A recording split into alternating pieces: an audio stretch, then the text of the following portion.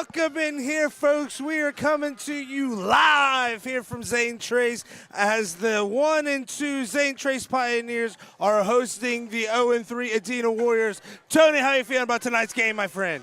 To be honest, coming to the game, I was kind of on the edge. I didn't know how I felt. Good, great. Was it going to be a good one? I get to the stadium, and honestly, the vibes are really good. Yeah. I'm coming in for a landing here on a nice night. And we want to give a huge shout out here to Ramrod's Pizza.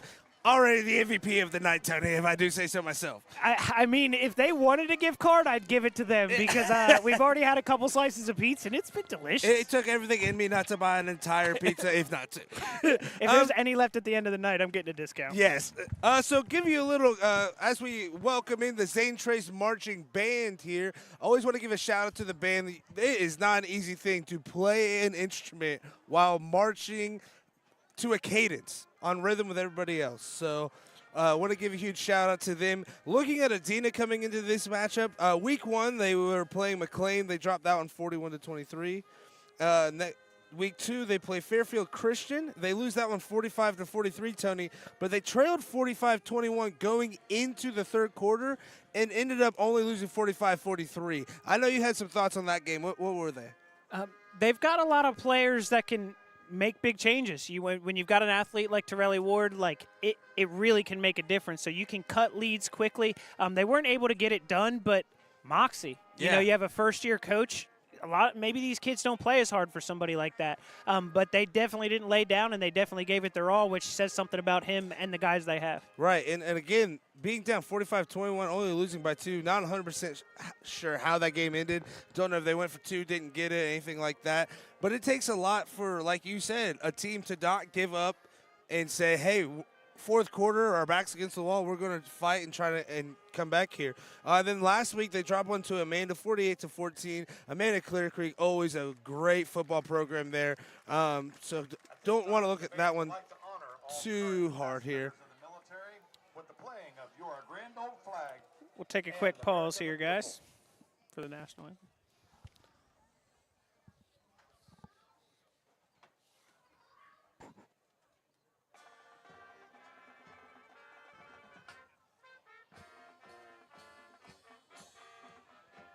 Again, the band killing it.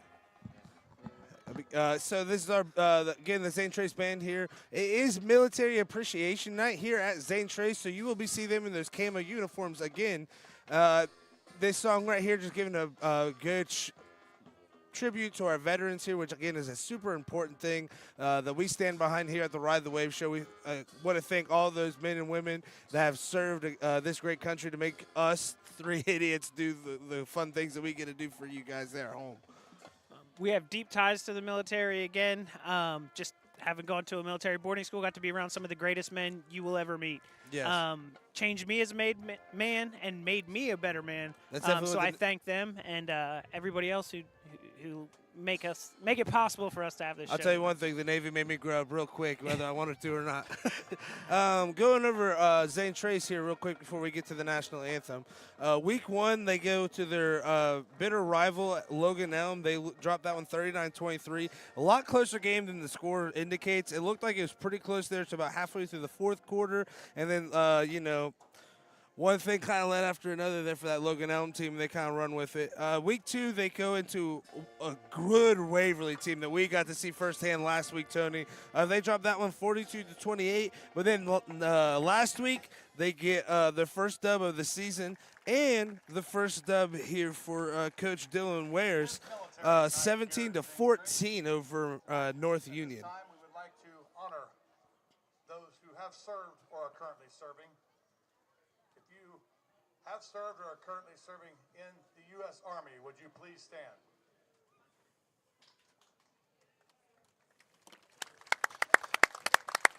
Zane Trace doing a great thing here, giving a... And now the U.S. Navy.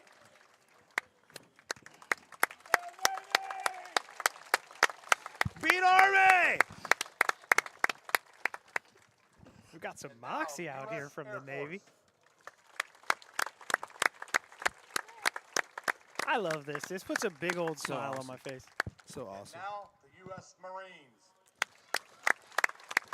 or as we like to call them, the U.S. Dogs, because that's one person you don't want to mess with is a Marine. And now the U.S. Coast Guard.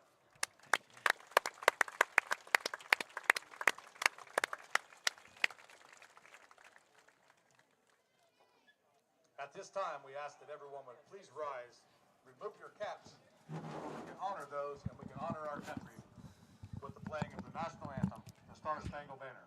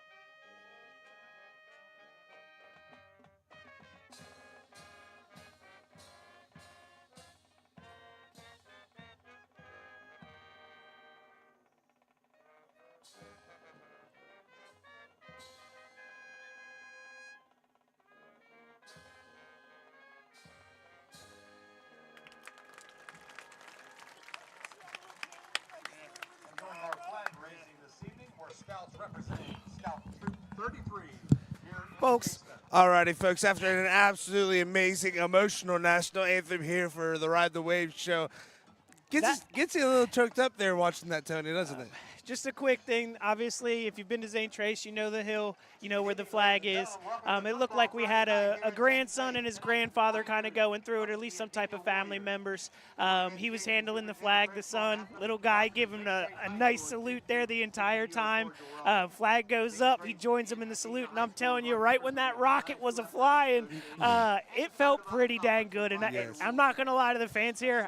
I teared up a little bit. Yeah. That was a really nice moment here, and I thank Zane Trace for it. And I think with the whole setting here, Tony, I mean, it's one of the first cool nights we've had. Football's in the air. You know, we got the Thursday football last night to kind of get us over to the hump to today with a great game, I might add. It's SVC versus SVC, Tony. We have finally made it through the preseason, and we're here today for our first SVC on SVC action. I really love to see this interleague play now. You know, this is where the gold ball comes in. This is where it doesn't matter what happened before. This is where the season technically starts. You want a perfect season, but all in all, it's not the end of the world. You want the medal at the end of the season most. Yes, and this is another thing, too.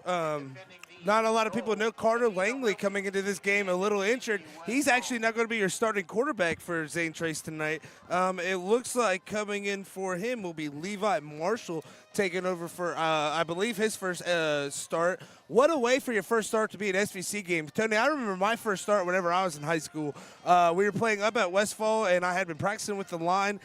Middle of the game, our center gets hurt. I have to go in. I snapped the ball about 10 yards ahead of the quarterback's head, and it was my welcome to the SVC moment, you know what I mean?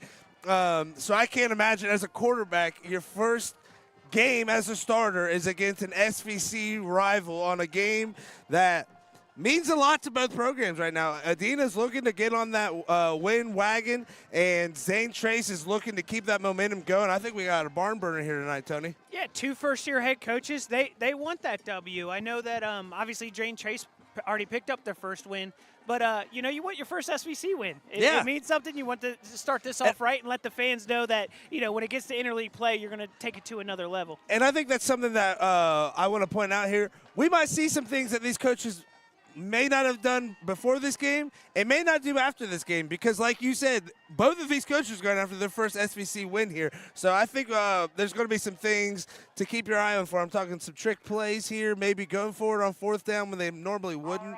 I think we're going to have some gutsy play calls here. Going around the SVC, it looks like Paint Valley is going to travel to Southeastern tonight. And here come your 1-2 defending SVC champs, the Zane Trace Pioneers!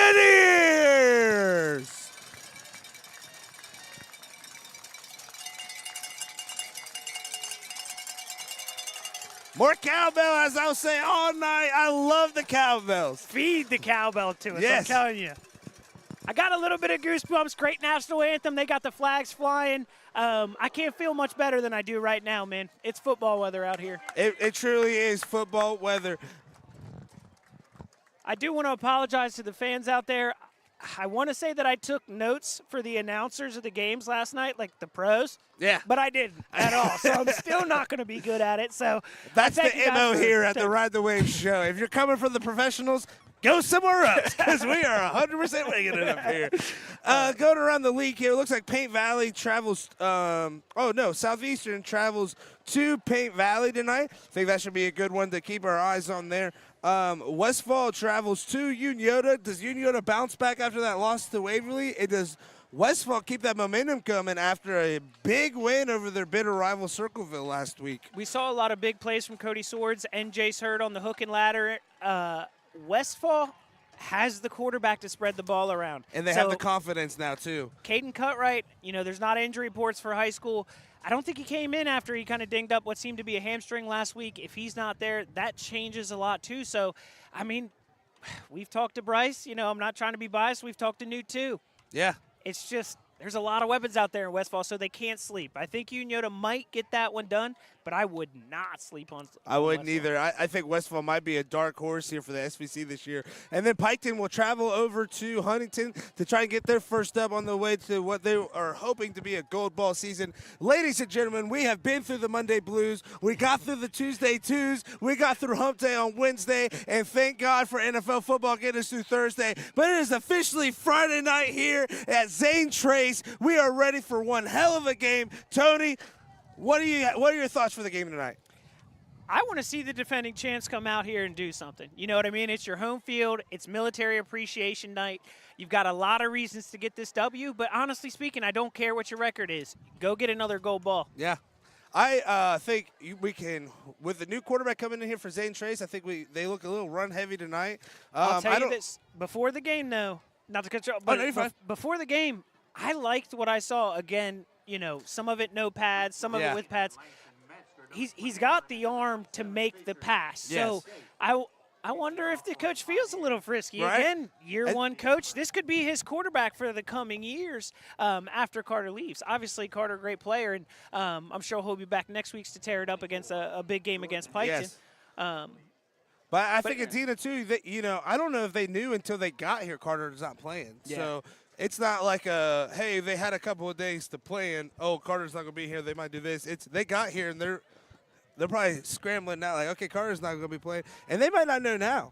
They might not know until the first series here. I don't know if I'm just a crooked guy or something, but I think I might have a spy on him out here during warm-ups. I don't know if it's a dad or a kid on the team trying to get something, because I did see a lot of arm coming out, a lot of airtime, which I like to see. They've got some good receivers, guys like Silas Stewart out here. We always like to give a shout out to our fantasy teams. He's on mine. He scored me a couple points last week with a nice touchdown, or 2 weeks ago. I'm excited That's to see another him thing live. when we talk about fantasy. These two defenses, there's a potential for them both to have some good fantasy numbers this week with a young quarterback in here and a hungry defense trying to make some points, and then Zane Trace on the other end. They've had a solid defense all year. And here's the opening kickoff. That is going to be to number 21 for Adena, Langston Metzger. Looks like he's going to be out around the 25. So Adena will trot onto their offense here, led by the sophomore quarterback, Lucas King. Again, looking for the first dub this year. Got some notable players on the offensive side. They have Nate Metzger. Sorry, not Metzger, Drexler. I said that wrong there. Nate Drexler. He will be the running back for them. You also got to look for Connor Gordon there. Terrell Ward, like we were talking about in the beginning, he's definitely a back that you'll have to keep your eye on as well. One thing I'll say about Lucas, he is a big man. Okay, like here. A big young man. He's, for a sophomore, there's some serious size. What a great run. Huge run there for Adena. It looks like a gain of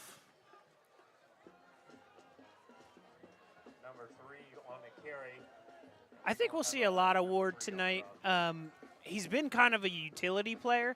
Again, on my fantasy team, it seems like I like these Adena players. But that being said, he gets a lot of everything. He's had some big receptions as well, so it's not just on the ground for him. So we have Torelli Ward listed as number 23, but I believe that is him at number 3 there. He's going to get met in the backfield. Oh, make a man miss. Great run there. I know it's only a gain of 2, but 3, sorry. But it could have been a loss of 5 very, very easily. He followed a good blocker. To be honest with you, it seemed like he was running for 25 seconds there. You know what I mean? I felt like he was up for a while. No quit attitude. So Adena will take the ball over with on 2nd and 6 to go. Ball on the 44-yard line. 10:50 to go here in the first quarter. Adena's driving the ball here. They're going to pistol formation here, turn around and hand it off to number 21. Is that Metzger? Oh, and that's going to be a fumble. Recovered by Adena. Metzger, the ball carrier. Looks like Austin McGill recovered that ball for Adena, saving them. Yeah, that's one huge thing you don't heartbreak. want on the opening drive is a turnover to. And it looks like they're driving here. I know it's a 3rd and 8 for Adena here. I wouldn't be shocked to see them keep it on the ground. I know they have a good passing game, but I feel like they're really leaning on this run game here for them.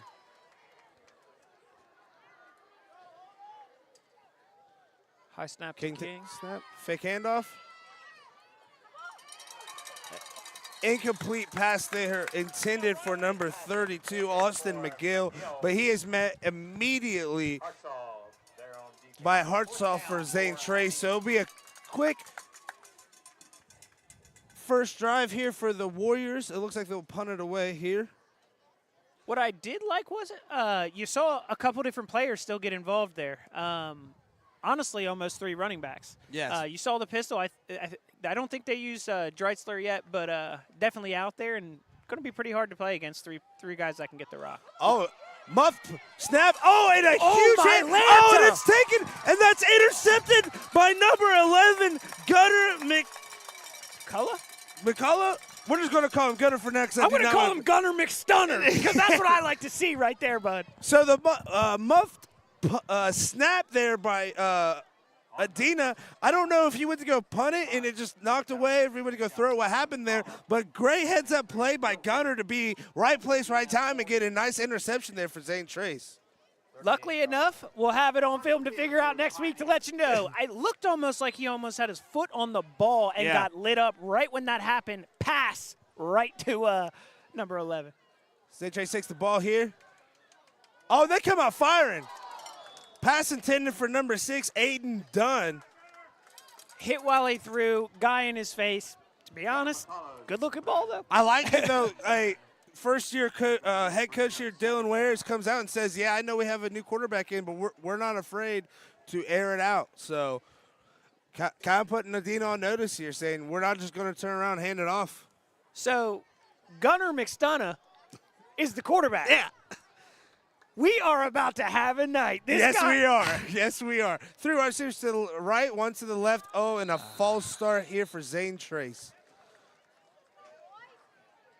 Good move out of the stance. Yeah, I mean, Just a little. that was about to be a great pull. I'll tell you that. He was firing out of that. So that'll move him back 5 yards here. Zane Trace still with the ball on their own side of the 50. Looks like it's going to be on the 43 here.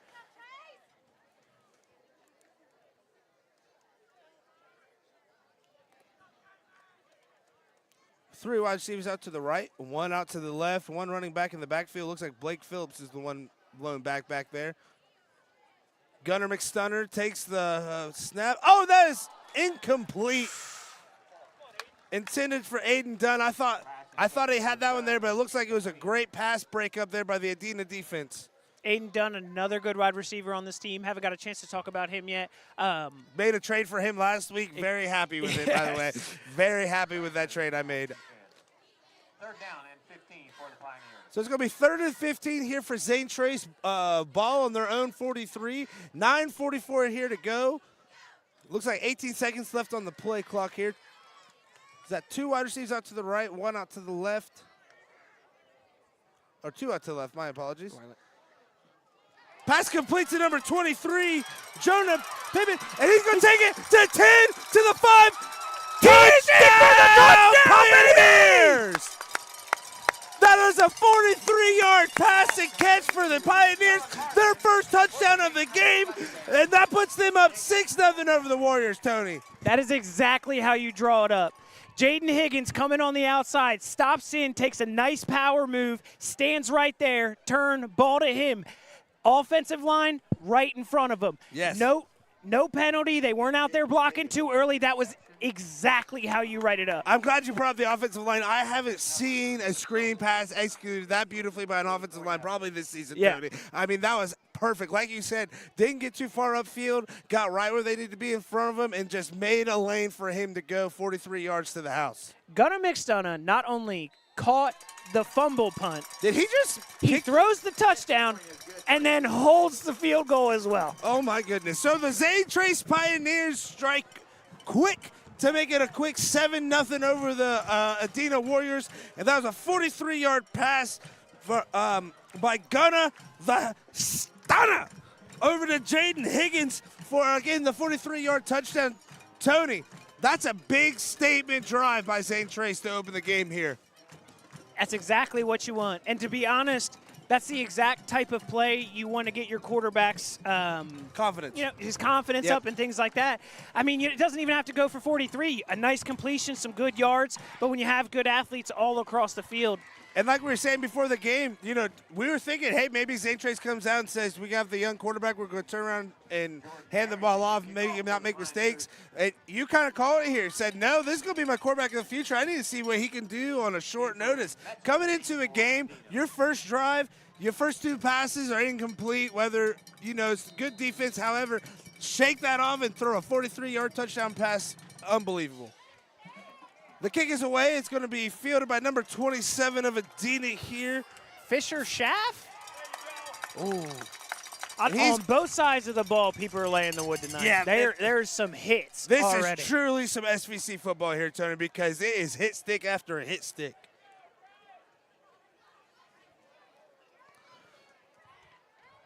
So it looks like Adena would take over the ball on the 16. 9:30 here to go in the first quarter. Last drive they had, they got a first down on the first couple of plays, and they kind of stalled there. Interesting to see what they're going to do here, Tony. Do they kind of try to get the yards back, or do they just turn and get themselves a little bit farther away from their own end zone? With Lucas King being a sophomore, I think you do very similar things. A pitch out to number 1, Darian Thomas. Good for a good 3-4 yards there. But you want to do some similar things that Zane Trace does. You want to get your quarterback out there, get him some completions, get him some confidence. Taking a shot down the field, even if you don't make it, if it's close, you're like, I got the next one. Yeah. So maybe doing a couple things just like Zane Trace did. And, you know, watching the Chiefs last night, it's kind of like what the Chiefs do with Patrick Mahomes. It feels like his first 3 or 4 passes are maybe 3 or 4 yards down the field. Now, they might go for 20 because of the athletes. But I like what you said there, kind of getting him in a rhythm so that when he goes deep, it's not just a cold throw. Number 25, Colton Garrison, motions out there. Number 3, he's going to hit a hole and get out to the 30. I think they would be smart to keep feeding him the rock. You know, he's been putting up some touchdowns the past couple weeks. It seems like every time the ball's in his hands tonight, it's been electric. They got away from him at the end of the last series, and it didn't end well for him. Right. And shout out, again, I'm an offensive lineman, so you'll know what I'm paying attention to the whole game. But this Adena offensive line is making some holes for these backs. And when you got a speedy back like Ward, man, if he gets just a little bit of room, it can be dangerous. Pitch out to number 1, Darian Thomas. And it looks like a gain of a couple here.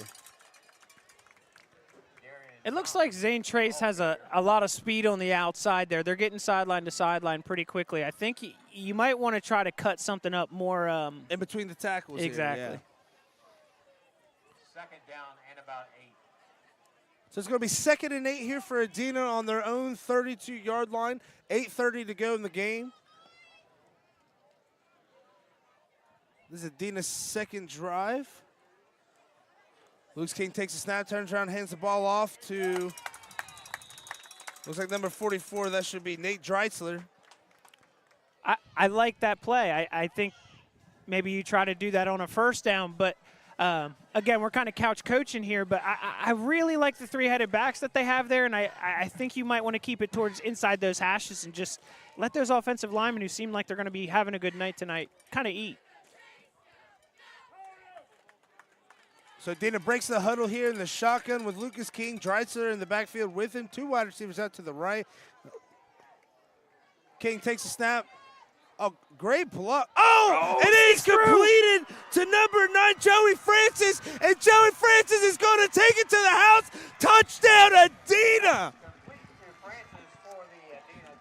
It is difficult to call away plays at a home game. 77-yard touchdown from Lucas King to Joey Francis. Joey Francis, the newest member of your fantasy team here, Tony. Take it away. What are your thoughts on that play? I am scared to say anything nice about Adena right now. We are in enemy territory down here in Zane Trace. That being said, we try to be unbiased here on the show. We love Zane Trace. They were amazing to us. But again, Joey Francis, I'm just saying nobody else put in a waiver for him. I think I might have found something. Just to let everybody know, I revamped the entire bench. Had to make some cuts. It was tough. Loved everybody I drafted, but it was time to move on. The SVC versus SVC games were about to start.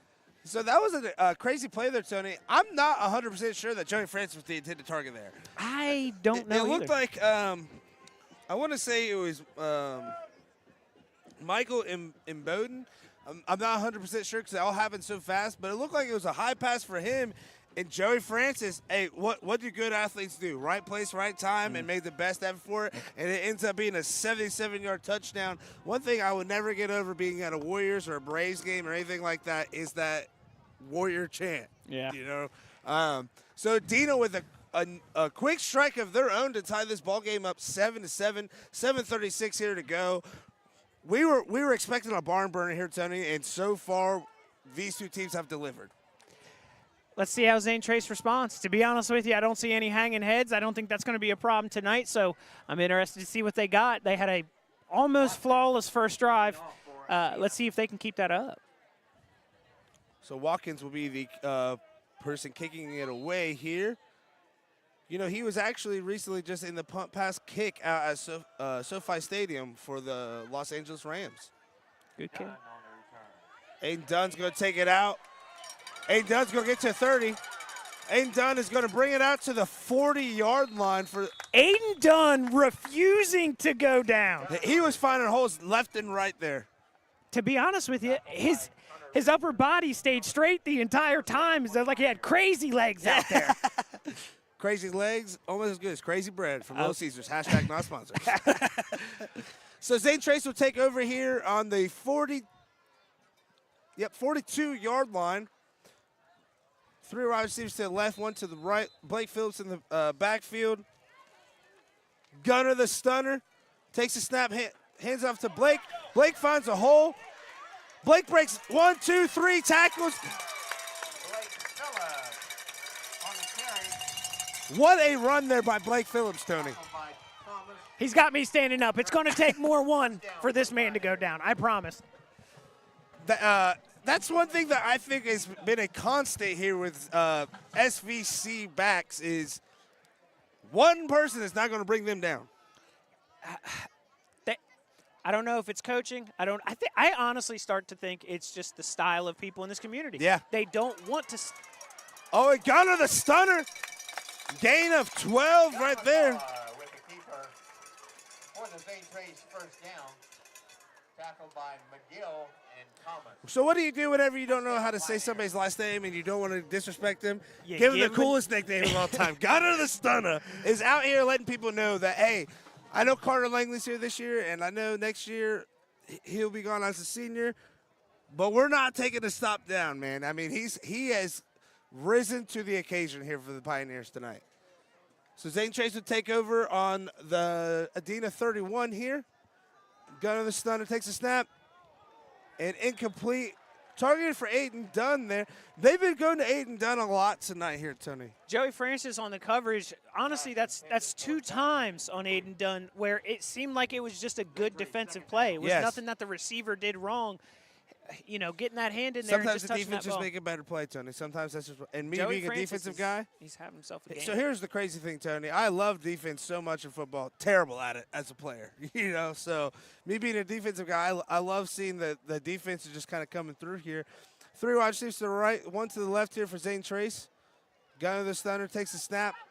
Oh, what a block. What a block by number 77, Spencer Brower. I think he just sent someone to the center of the earth with that pancake, Tony. I mean, we made a video saying he keeps running backs up at night. It looks like he keeps D tackles up at the ends at night, too. I'm telling you right now, I'm thinking an injury taking a minute after that because that was one hell of a block. So gain of 1 there for Phillips. Zane Trace takes a snap.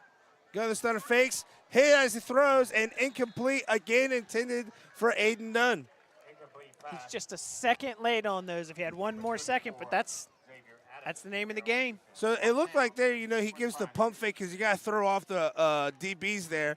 Feel like that might have worked, but that pump fake there gave that defensive end just a little bit more time to come around that end, get a hit, and really disrupt that throw there. I'm glad you touched on that because that one pump fake down here really did fool a good 3 to 4 guys, which helped that play happen. So Zane Trace breaks the huddle there. 2 wide receivers to the right, 2 wide receivers to the left. Blake Phillips in the backfield with Gunner the stunner. And Gunner takes the snap. Oh, and almost intercepted by Joey Francis. A couple of Adena defensive linemen getting in the backfield, making that a tough throw there for Gunner. So that's a turnover on downs there for Zane Trace. Adena will take over on their own 30 with 5:44 to go here in the first quarter. Tony, one thing I think is standing out to me more than anything, I know they gave up that one big play, but Adena's defense has been really solid tonight. I do want to give a shout out to Gunner there. No fear. Right. Stood that dude down. He said, I'm going to get hit, but I don't care. I'm delivering. You know, it's young player, nothing to lose. That's what you might want to sharpen that up a bit getting to senior year. But that fearless attitude, that's not something you can't coach. Yes. Something you can't coach. So Nate Dreisler's going to take the handoff here. Looks like a gain of about 13 or 14. Again, you know, when you have that many weapons in the backfield, 1, you might as well use them, and 2, it's going to give somebody some gas. Tony, we were talking about, I think it's going to be a timeout here. I didn't catch what side. Timeout, Zane Trace. So that's their first timeout of the game with 5:39 here to go in the first quarter. Tony, we called it a 3-headed monster there in the backfield for Adena. I think it's more than that. I mean, I think any of these backs, whether you're a freshman, sophomore, junior, senior, it looks like your number can be called at any time. And to Adena's credit, they're coming in here, they're stepping up, and they're getting some yards here for this young Adena offense. Which makes you wonder kind of where Blake Phillips is. You know what I mean? Zane Trace has a great running back over there, too. Maybe they get him a little bit more involved to give Gunner that extra second he needs, because he really is just a little bit of time away from being able to step up and make the throw he wants. So maybe giving him the rock a couple times down the middle just to keep him true. And, you know, we kind of saw this a little bit last week, you know, coming into a big game, Waverly versus Uniola. Mason Kelly comes out. You know, you have to be hyped going into a game like that. First couple of drives, some high throws, probably pregame jitters. I look forward to see as the game winds down, these quarterbacks start getting in their groove. This could very well be a 45-44 contest here for you guys tonight. Let's see if these defenses can get settled in. So coming out of the timeout, Adena is going to be in the shotgun with 2 backs. Snap to King. He's going to drop back. Nice little underthrow to number 35, Jackson Hicks. And that'll be a gain of, Jackson Hicks. was that 11, Tony? 11 or 12? Right around that. Picks up the Adena first down, tackled by Dunn. First and 10 for the Warriors. So it's going to be 1st and 10 for Adena on their on Zane Tracy's side of the 50. Zane Tracy's 44 to be exact. Play clock running down to about game clock running down to about 5:20 here. And Adena is driving here, Tony. Pitch out to Torelli Ward. Torelli Ward's going to try and get that corner. Torelli Ward's going to get a big run here, lowering that shoulder. That's going to be a gain of, looks like about 18, 17 or 18. I think I might be looking for Zane Trace to try to keep those linebackers back a little bit and keep him kind of not necessarily chasing what's behind the line of scrimmage. Torelli's getting to the outside. They're throwing across the middle short, nothing too long. I think you just got to keep him home at this point. It's going to be a tough night, but to be honest with you, Zane Trace definitely has the dogs back there to do it. Good turnaround hand off to Nate Dreisler. He's going to get a gain of, say, about 4 or 5 here. Again, great angle to watch the game. Terrible angle to figure out how many yards somebody just ran. So bear with me on the math. I think this is a big down for both teams. Adena's definitely wanting to try to capitalize, get a couple more points, and Zane Trace has to make a stop because it seems like Adena's gaining momentum here. So coming into this not knowing a whole lot, I wonder if Adena is in field goal territory for their kicker. Or If do it's you go anything for like the his extra kickoff, touchdown? it's pretty close. Oh, it looks like we're going to have a false start here on Adena. Penalty flag against Adena for a false start. Back up 5 yards. You know, I was talking with Adena Athletic Director Paul Thomas, and he said, you know, they know that Doug Miller, it's his first time being the head coach here, but he seemed really excited. He seemed that Doug's really coming in here. I know an 0-3 record doesn't look great, but it really looks like he's building something here with these Adena Warriors. When you're talking coaching matters, you look at a guy like a TJ Carp down in Vinton County who literally, you know, took that 0-10 team every year to a 3-7. Yeah. Now, like he said, maybe it's a 6-4, but we've come a long way, and we're a steady 6-4 every year. And he said we're going to get up to that 8-2, and so on and so forth. And this year might be the year for that, for sure. It starts with the coach, though, and I think Doug Miller's got a good chance of doing that. So a pitch out to Dreisler. It looks like he just made it back to the line of scrimmage there.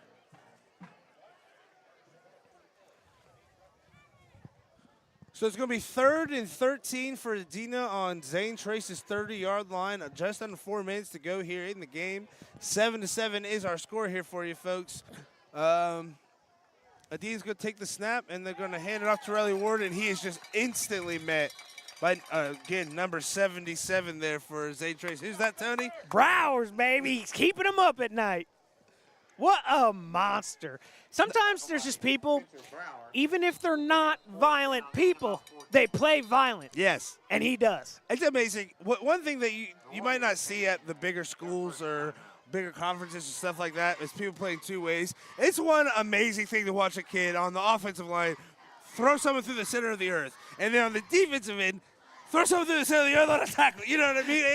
It's super fun to watch as Adena takes their first time out of the game here with 3:28 left to go in the first quarter. But it's just an amazing thing to watch. I mean, so let's start with stopping a tackle for a loss. Yes. And then go ahead and jump to the other side of the ball and get myself a tackle for a loss. Exactly. You're switching whole momentums of games. Yes. And that's what some people, especially in the SVC, don't understand why the line, not offense, not defense, the line in general is so important in these games because of what you just said. You can 100% shift momentum, and people don't even realize it. It's built in the trenches. You know, obviously being an Eagles fan, that's what we do, and that's why we've been consistently around for a long time.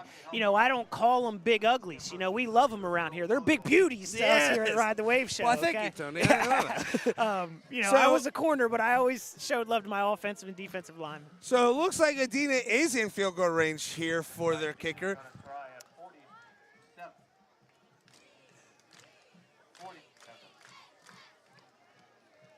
Looks like it's a 47-yard field goal. Oh, Bad snap. bad snap. Blocked. Picked And, up. picked up by number 3, Bryce Johnson. And Bryce Johnson Oh, my across the 20, the 10. Touchdown, Pioneers. Oh, my goodness. Let's go! And a huge block kick, return for a touchdown for the Zane Trace Pioneers by, again, Bryce Johnson. What a huge change of momentum there, Tony. I'll tell you what. When they said gun it and get to that football, he did. He was at that kicker in, what, 0.4 seconds? Yeah. That was unreal speed. What a great block. What a great scoop and score. Absolutely phenomenal play. And I got a fever, and the only thing curing that fever is more cowbell. Is more cowbell, yes. There she is, baby. Oh, come on, Jimmy Russell, baby. So what a great play. huge, oh, PAT here. And the PAT is good, and that's going to be a 14-7 lead here for Zane Trace with 3:17 here to go. Huge block field goal there. Ran back by Bryce Johnson. What a touchdown. What a sequence of events. Tony, walk me through that block field goal. You got to start with before the block field goal. What a great tackle for a loss. Way to, get out here, make a defensive stop. I'm telling you, when you have a guy that can not only get the extra yards on the one side, tire out that defensive line, come on the other side of the ball, make that stop to set up what would be a crazy long field goal. And if you're not a big football fan, the further you go back, the longer it takes to kick, to set up and everything like that. So a long field goal, especially for high school, kids probably got the leg, but it takes a little more time. They sent I didn't see the number, but a young gunner on the side with pure speed. Knew exactly what to do, got there, got the block. Bryce picked it up, took it A. And here's the thing. Speedy route for 7. Here's the thing, Tony. I believe that kicker probably does have the leg to make that field goal. But when it comes to field goals, there's a lot more than just the kicker that goes involved. Absolutely. There's the snapper, there's the holder, and there's that 1.4 seconds from the hold to where you need to kick that and have it going on its way. And there was a slight bobble, and that's... Slight bobble. And I feel like the play before, as the ball gets kicked away here to Torelli Ward, on the carry. Ward's going to find a hole up the middle. Ward's going to have a big play of his own. Oh, Ward's going to go with the stiff arm. One man to beat. Oh, my goodness. Torelli Ward takes it all the way to the 20 for the Warriors.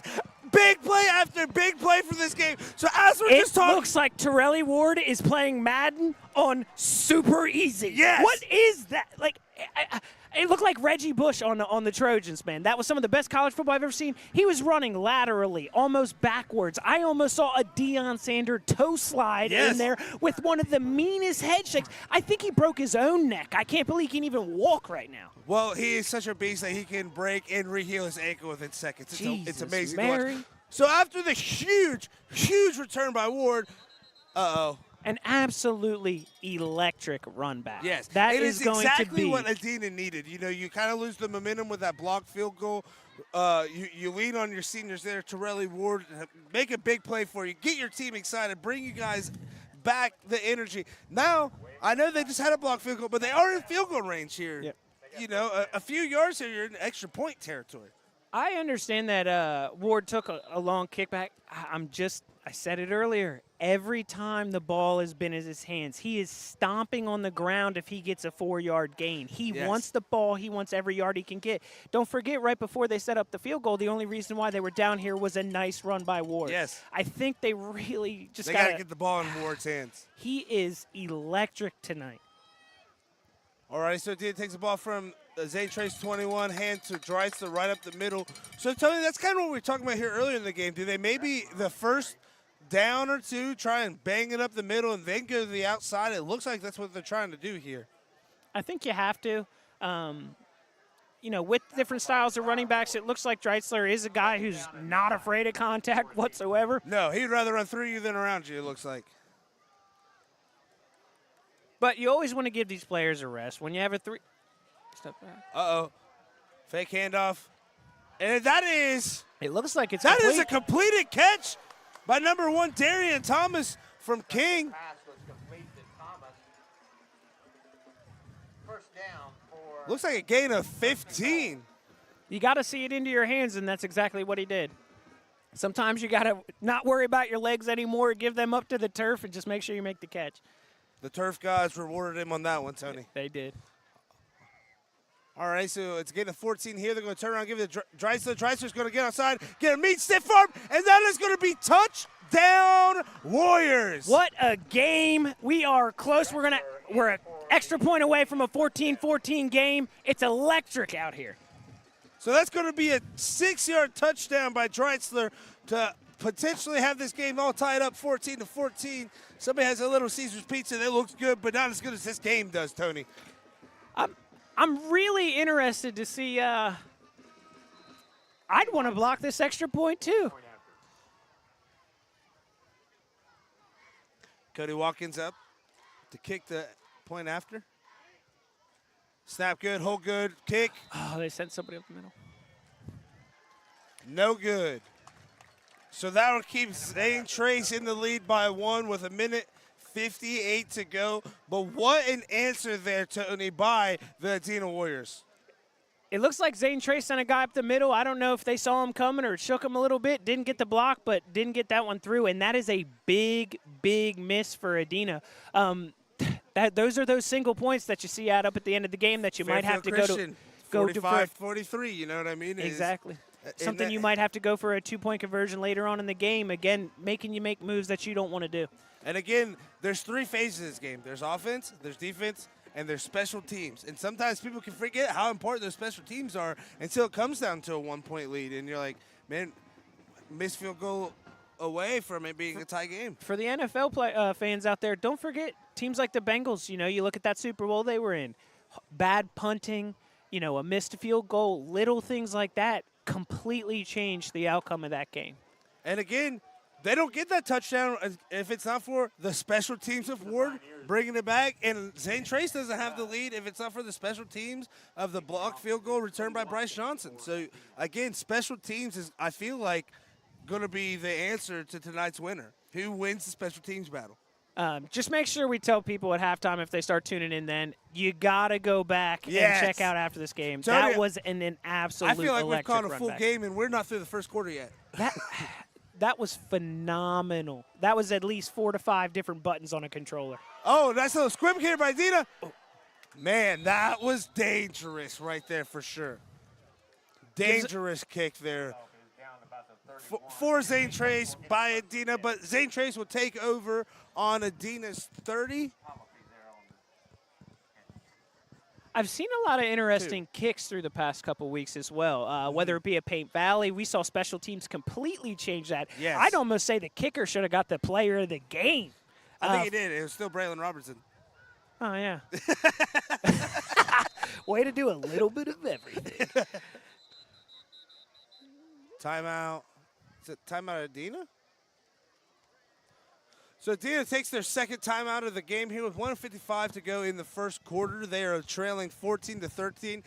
Let's give a little recap here, Tony. Why don't we? So Zane Trace comes out. Adena comes out and throws an INT there to Zane Trace.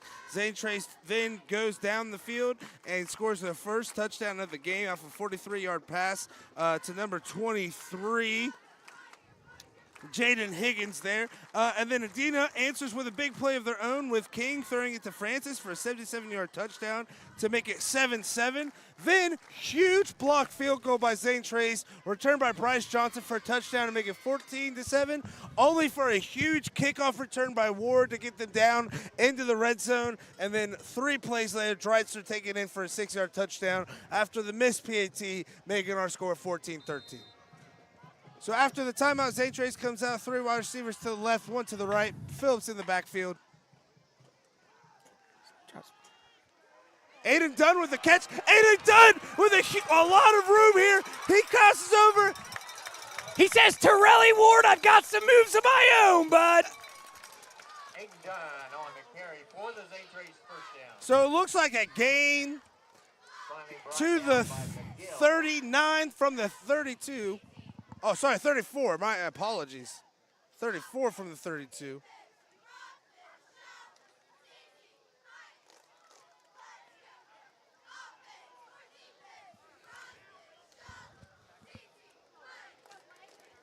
Nice hard handoff, refusing to go down. Tough run. That's what you got to do to balance this offense. We're seeing a lot of great athleticism, a lot of plays that, you know, like you said, aren't coached. You know what I mean? You got to be able to do these things or you can't, because I'm telling you, I can't move laterally like Ward did. I can't have the wherewithal to cut behind my linemen, just like we saw with Aiden Dunn. High snap. Keeps it for himself. Good run. I'll tell you what. Gunner the Stunner. He is not scared. He came up today saying, I got nothing to lose. I'm here to stay. There's a good quarterback in front of him, and I think he probably picks up a lot of what I'm seeing here from him. I talked about the wheels of Carter Langley. I'm seeing some wheels on him as well. So that's going to be a 13-yard run there by Gunner the Stunner. Great run, too. Followed the blocker. Zane Trace takes the snap from Adena 17. Gunner the Stunner rolls out. Completes a pass. Is that 17 or 13 there, Tony? I think it was 13, Cohen Larson. I have to give a shout-out to Dylan. Is it Weirs or Wares? 5 yards. I think it's Wares. Dylan Wares is calling a great game offensively tonight. I haven't been as focused on the play calling on defense. I don't want to speak out of pocket on that, but the offensive play calling in terms of getting the QB some confidence, balancing it with some hard runs in the middle like we talked about, keeping it between the hashes and playing some real hard-nosed football. For being a first start, it just doesn't look like that. It doesn't. It looks like he's been their starting quarterback the entire season here, Tony. And Dylan Wares, to put the trust in him to be able to give him the keys execute. to the Ferrari and said, drive, kid. Because him taking that ball down and running, I don't necessarily know that was a design run. I don't think that was a draw. Like he went through his read progression. It was a high snap. He kind of was just like, first read, no, too many people, let's go. O-lineman in front of him. Had some moxie, and again, having some leadership in front of him, I'm sure you can kind of pick that up. So the end of the first quarter here. In the first quarter here, it's going to be 14-13, Zane Trace. A couple of scores around the area for you. Harvest Prep's up 19-0 against Chillicothe. Piketon up 7-0 over Huntington. And Westfall, we told you guys to watch these Mustangs. They're up 12-6 over Uniota right now at the end of the first quarter. We told you, do not sleep on these Mustangs, Tony. You know, it was a hard loss against Waverly, too. You really got to know how you're going to come out with that next game. I know what Bryce was thinking going into that game. You know, he was going in there like hungry dogs run faster. We got the opportunity to talk to him Tuesday for the waiver wire show, Tony, and he looked like a hungry dog, like you were just saying. He looked like he was ready to go out there and make a statement this week. So. And that's what it takes. And, again, there's a lot of good players on that team, a lot of good receivers. So he has the weapons to do it. And that Uniota defense, again, Caden Cutright, one of their better cornerbacks. If he's not 100%, that is tough when you have three guys to guard. Especially when it's a leader like that. So Zane Trace, first play of the second quarter is 2nd and 5 from Adena's 12-yard line. Gunner the Stunner, fake handoff, and he's going to be wrapped up. Gain of 0 there. I'd like to see my guy Cy Stu get in here a little bit, old Silas Stewart. He's a good red zone threat. I know he can climb a ladder.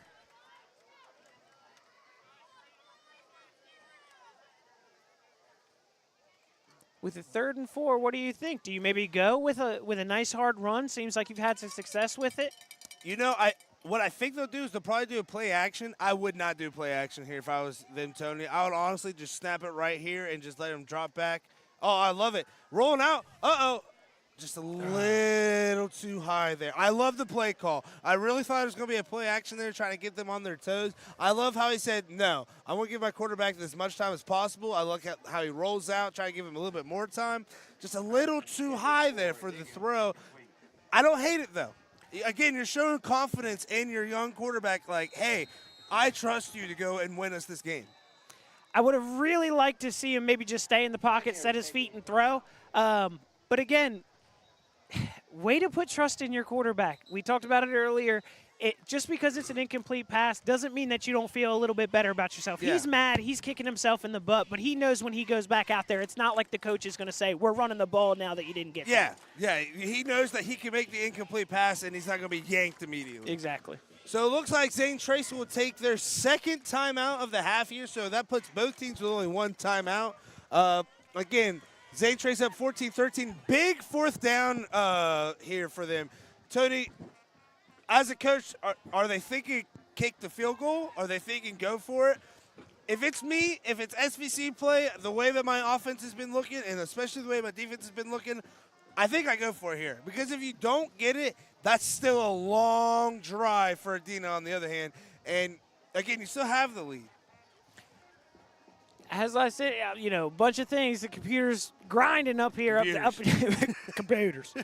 But that being said, with the 4th and 4, don't forget that if they do turn it around, they do have a field goal kicker. You know what I mean? So they're only down 1. So it looks like the choice has been made for Zane Tracy, and they're going to go for it. 3 receivers to the right, 1 to the left. Blake Phillips in the backfield. Gun of the Thunder takes a snap, rolls left. Oh, he has Adena open in the end zone. He catches it. Is it? Oh, he's going to be down at the 1. I would almost say that was in because it didn't seem like he was actually touched by the defender. Is it need a ground in high school? Yeah, if they're just down in high school, they're down. What do you think? I think they're just going to give it to Blake Phillips here and say, go get us this touchdown, senior. And they hand it off to Blake Phillips, and they say, go get me that touchdown, senior. 1-yard touchdown run for the Pioneers by Blake Phillips.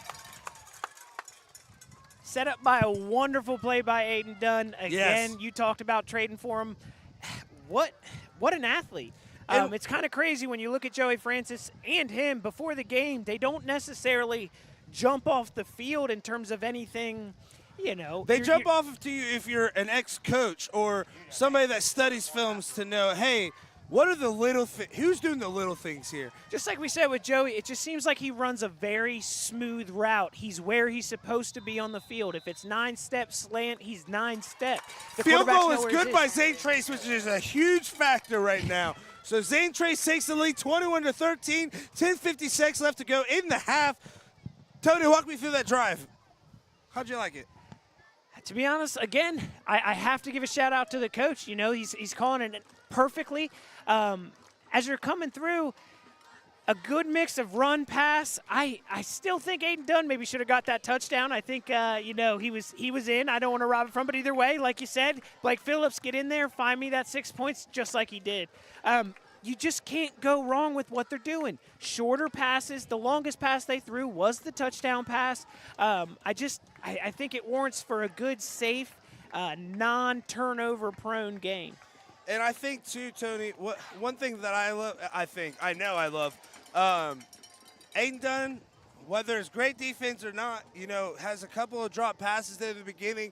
The coach could have easily said, okay, you're not getting it done on the next guy, and they don't. They keep going to him, and he delivers on a big play like that. I just love seeing whenever kids stick with it, and they finally, it pays off for them, man. And like you said, touchdown, I personally thought it was. Just depends on where the ball was. But to set your team up for a touchdown in a huge game like this, where right now it's anybody's ball game, and you have some senior upperclassmen leadership getting the job done there for Zane Trace. Now, Jordan Harrington's the kicker here, rocking number 24. He changed his number about 14 times before the game started today, ended with the best number in the entire world, 24.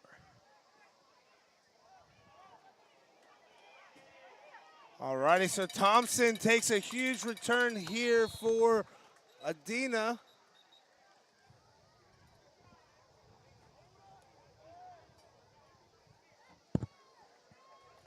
You got to see how Adena responds here. They had a lot of momentum. It doesn't even really feel like anybody's lost momentum yet, but it's getting close. If we don't see any points on this drive, and again, even just a field goal would be pretty nice just to try to match things up just a bit.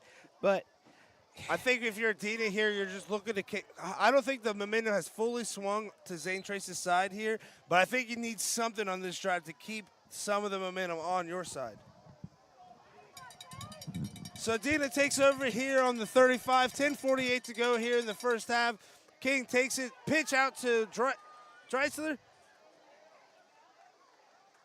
Brower's in that backfield early, but King manages to get away from it. Looks like a gain of 7. Gain of 7. Make it 2nd and 3. So 2nd and 3 here on the 42 for Adena.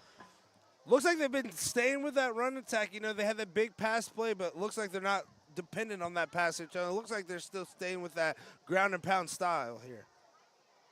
A little confusion on Adena's side. They're going to have to take their last timeout of the half.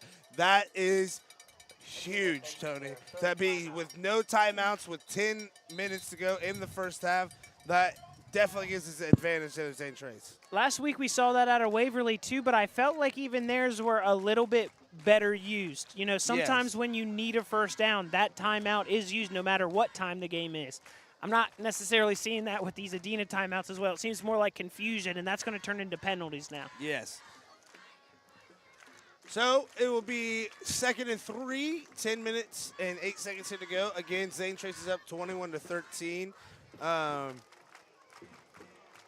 Tony, what's something that you're seeing out of this Zane Trace defense that's sticking out to you? For me personally, I think the defensive line,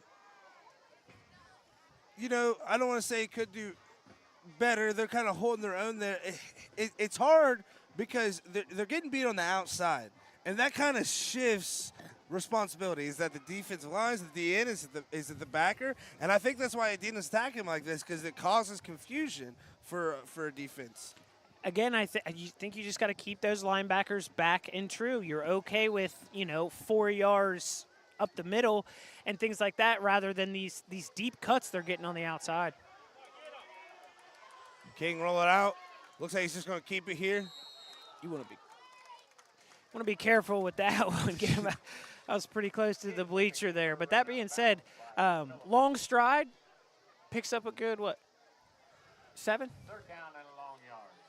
None? Did he get back to the line? Yeah, he got none there. Yeah. He went back to the line of scrimmage. Big third down here, Tony. It looks like it's going to be a 3rd and 2. Ball on the 43-yard line. Are you trying to run it, or are you looking for a pass here, Tony? I am running it. I would agree with that. I think you turn around, you give it Drexler, and you just let him run it right up the middle and lower those pads. They go out to the outside option. And he is met by a swarm of Zane Trace tacklers there. I just think if you're going to call that play, you choose your speed back. There's nothing against Dreisler. He's a great running back. We've seen him make some great plays already. But if you're going to go to the outside, you take it to the man, in my opinion, to the one that might be able to do it a little bit better. Because it looked like he almost had the space, but Zane Trace got a little bit of time to catch up and ate him alive. And that's all you literally need a millisecond in this game to get caught back up. So it looks like Adena's going to punt it away here with just under 9 minutes and 30 seconds to go in the half. 4th and 2, so you got to watch. Hands down the most excited I've ever been for a punt.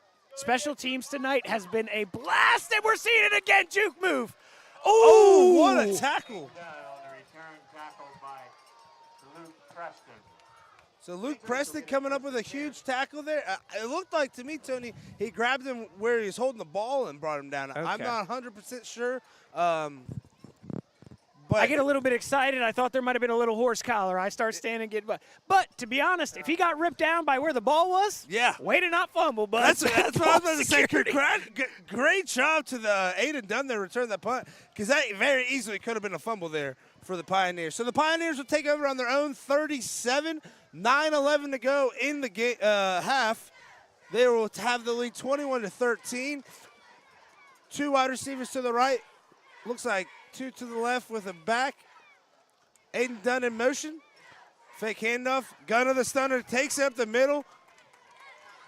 Reads really well. Yes, he really does. He keeps his eyes parallel to the field, and I swear he sees the field really well. He's a good runner. I wouldn't have minded to see Aiden Dunn get that ball. He is electric tonight. It's kind of like Torelli Ward when he gets the ball in his hands. You don't know what's about to happen because he's so electric. 50-50 is for girls volleyball. They're out in the stands now selling Put your hands up. Let them know if you're interested. All righty, so Zane Trace comes out. 2 wide receivers to the right, 2 to the left, with number 25 there in the backfield for him. That'll be Riley Hartzell. Silas Stewart to the outside. Silas Stewart breaks one tackle. Stiff arm for another, and he is going to be taken out around the 30-yard line. Huge run there by Silas Stewart. I've been waiting to see him all night. Cy Stew's out for the kill here, baby. I love it. I think, man, he was one of my first draft picks as well. I believed in him early, and I still do.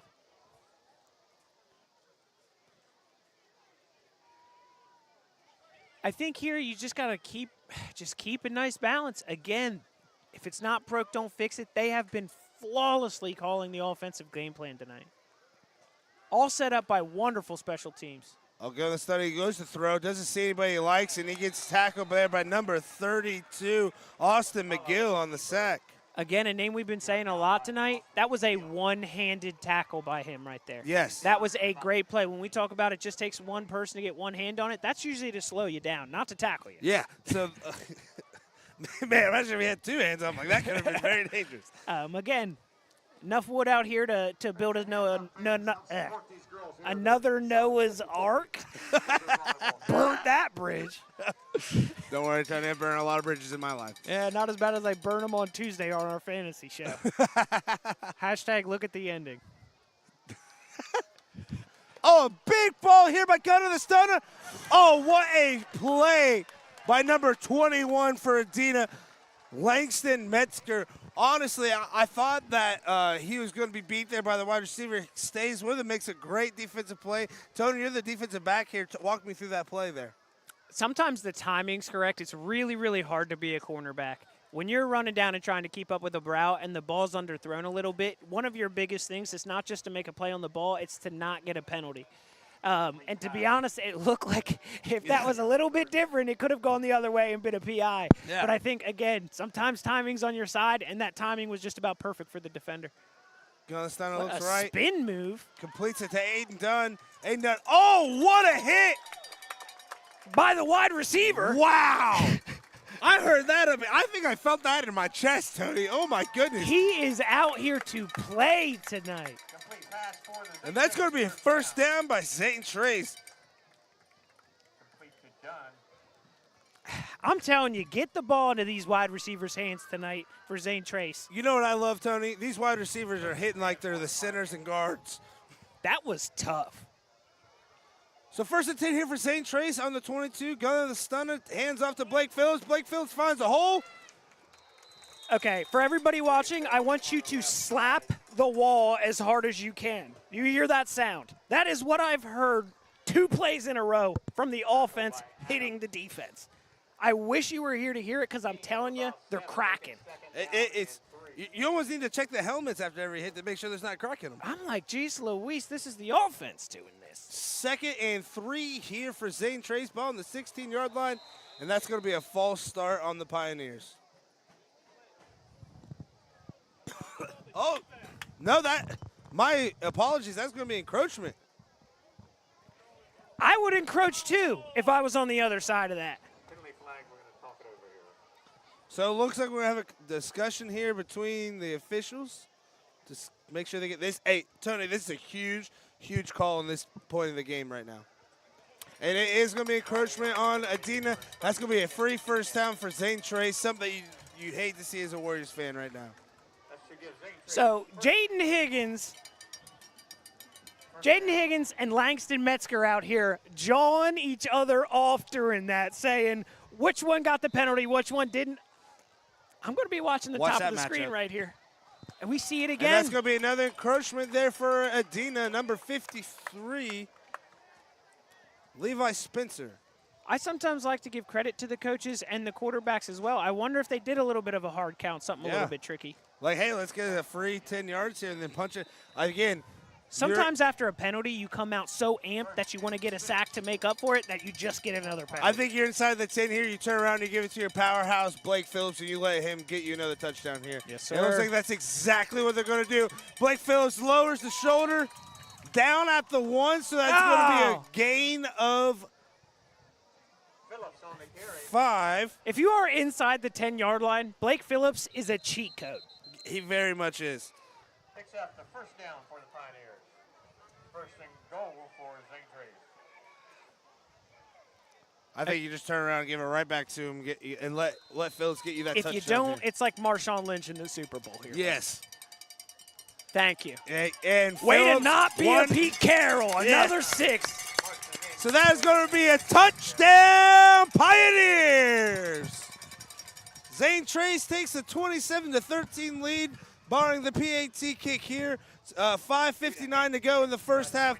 Tony, like you just said, Blake Phillips, complete cheat code whenever you get down in the 5. Defending champs for a reason. You know what I mean? He was on this team. He knows what it takes. And to be honest with you, we're not seeing a ton of it in the middle of the field. I don't care. We're seeing the wide receivers, and they are doing the work. We say so many times, if it's not broke, don't fix it. Exactly. Don't, because it's working right now. The momentum's in their favor. Adena's really got to come out here and try to get another score before halftime. At this point, the field goal kicker's almost obsolete. You just got to start putting them up because it doesn't look like Zane Trace is going to calm down anytime soon. And again, I want to touch on something that you said here, Tony. Torelli Ward, he's been your spark all night. Every time he touches the ball, he's getting a big play for you, giving you that energy that you need. I don't think we need to hand it off, or I don't want to say we, sorry. I don't think Adena wants to hand it off to him. I think they want to do kind of what you said. Maybe a pitch to the outside, maybe a screen pass. Get him in space because when he's in space, he's dangerous. I don't want to keep, criticizing the coach a little bit with it because, you sit here and you wonder, at the beginning of the season, we thought he might be a wide receiver. Yeah. So maybe he doesn't have those options, those QB options are really, really hard to run and very dangerous if you haven't done it a million times. Yes. So maybe they don't feel as comfortable with him back there. Maybe he doesn't have as many reps with King. King's only a sophomore. It's not like anybody has a ton of reps with him. Right. So maybe Dreisler's just that safe-handed because you definitely don't want to turn the ball over. But just like you said, I don't care what happens. You got to get the ball in his hands. Zane Trace kicked is a little short here. Recovered by Thomas. Weirdly enough, Torelli Ward not on the kick return either. Yeah, I thought that was a little interesting to see there, Tony. I hope he's okay. I'm trying to see him on the sideline here. I haven't seen him yet. Being on the opposite side of the field, it's tough, but as soon as we can kind of figure something out, we'll let you know. So it'll be a 1st and 10 for Adena on their own 30-yard line. 5:54 here to go in the game. They trail Zane Trace 28-13. Got to get something going here, Tony. I think we see them open up that passing game here a little bit more. I think you have to because you definitely want to get one. You got to potentially try to get 2. Yes. All right, pistol formation here for the Warriors. High snap, turn around to Dreisler. Oh, wow, and he just lowers the pads and gets the first down. It was a high snap, but it was extremely fast, quick to the quarterback, and that is that split second that it took to give him that extra time to get. And again, he might only be a sophomore, Tony, but I've been seeing a lot of veteran plays out of Lucas King here for the Warriors. Like you said, high snap there. Easily, it looked like a high snap. It needed to be a quick handoff. He's still able to make that quick handoff, get a first down here for the Warriors, and keep this drive moving. That's exactly what you need on the drive where you're trying to get back in this game. A quick first down on the first play. Looks like they're going to go back to the pistol formation. King takes a snap, turns around, hands it to Dreisler. Dreisler finds another hole. Dreisler's not getting touched there, Tony, until about 7-8 yards deep. See, again, Adena's kind of realizing they opened up those sidelines. Those linebackers started staying back a little bit, and how do you counteract that? Sucking it right up the middle for a good 6 to 8 yards every time. The problem is you can't change what you're doing with those linebackers. I'd still feel okay with that 6 yards with this lead than what they were doing on the outside. Bend, don't break. Exactly. Turn around, hand it to Thomas. Thomas will get the first down and then some. Thomas on the carry.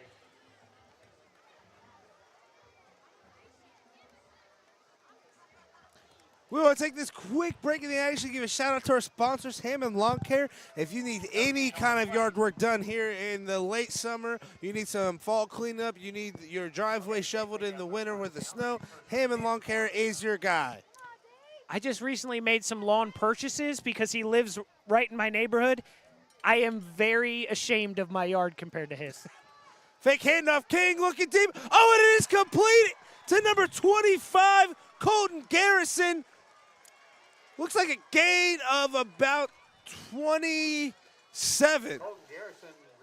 It is an absolute chess match tonight. These coaches might be first year, but I'm telling you, what a great called game by both teams. It just seems like it's constant adjustments. Yes. I don't know if they have our live show pumping into their headsets, but I'm telling you, they're on it tonight. Turn around to Thomas. Thomas looks like a gain of about 3 or 4 on the play.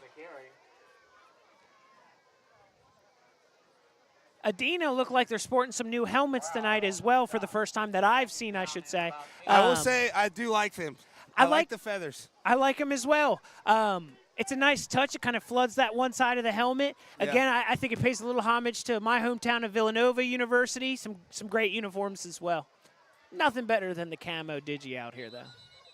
So it looks like we got a timeout here for the official, I think, for equipment. The last time we saw this, the Chiefs got a free play. I'm watching them.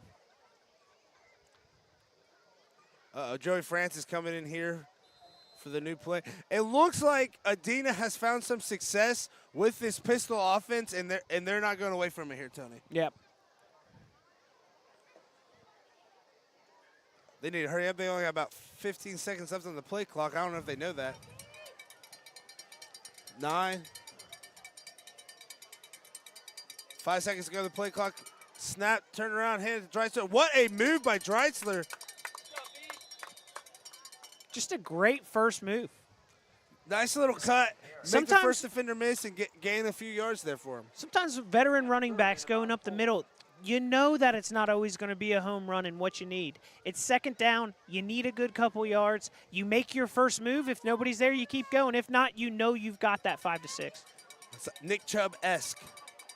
Absolutely. All right, so Adena's going to come out. 3 wide receivers to the right, 1 back in the backfield. King rolling out. Stop. Oh, and delivers an absolute dart to number 32, Austin McGill. Seeing it into the hands.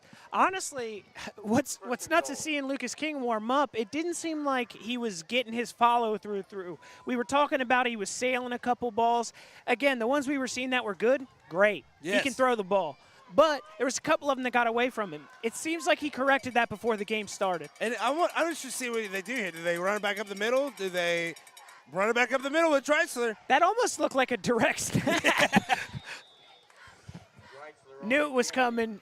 Got the engine running. Looks like Dreitzler gets a gain of, I want to say 4. As an old coach of mine used to say, getting yards like Swiss chard. That's a plant that takes over backyards for you guys that don't know. I'm sure Heyman Lawn Care knows all about that. Yeah, he's taking care of some Swiss chard in his day. All right, so it's going to be 2nd and 4 from the 4 here for the Warriors, needing a huge touchdown here right before the half to get the back of this game. Torelli Ward taking the pitch on the outside. He's going to try to make 1-man, 2-man, 3-man, 4-man. Oh, and it's a touchdown, Warriors. I think it just made half the defense miss on that touchdown run there, Tony. Again, get this man the rock. He is absolutely electric. I was looking for an injury, but where was he? Standing beside the coach the entire time. Now, I'm telling you, I think he's ready to get back in himself, and that shows it right there. It's unreal to me. It was difficult for us to see on that corner. It's the furthest one from us. I still saw 4 men try to get him, and I still saw him in the end zone. And it looks like they'll go for 2 here to try to make up from that missed PAT.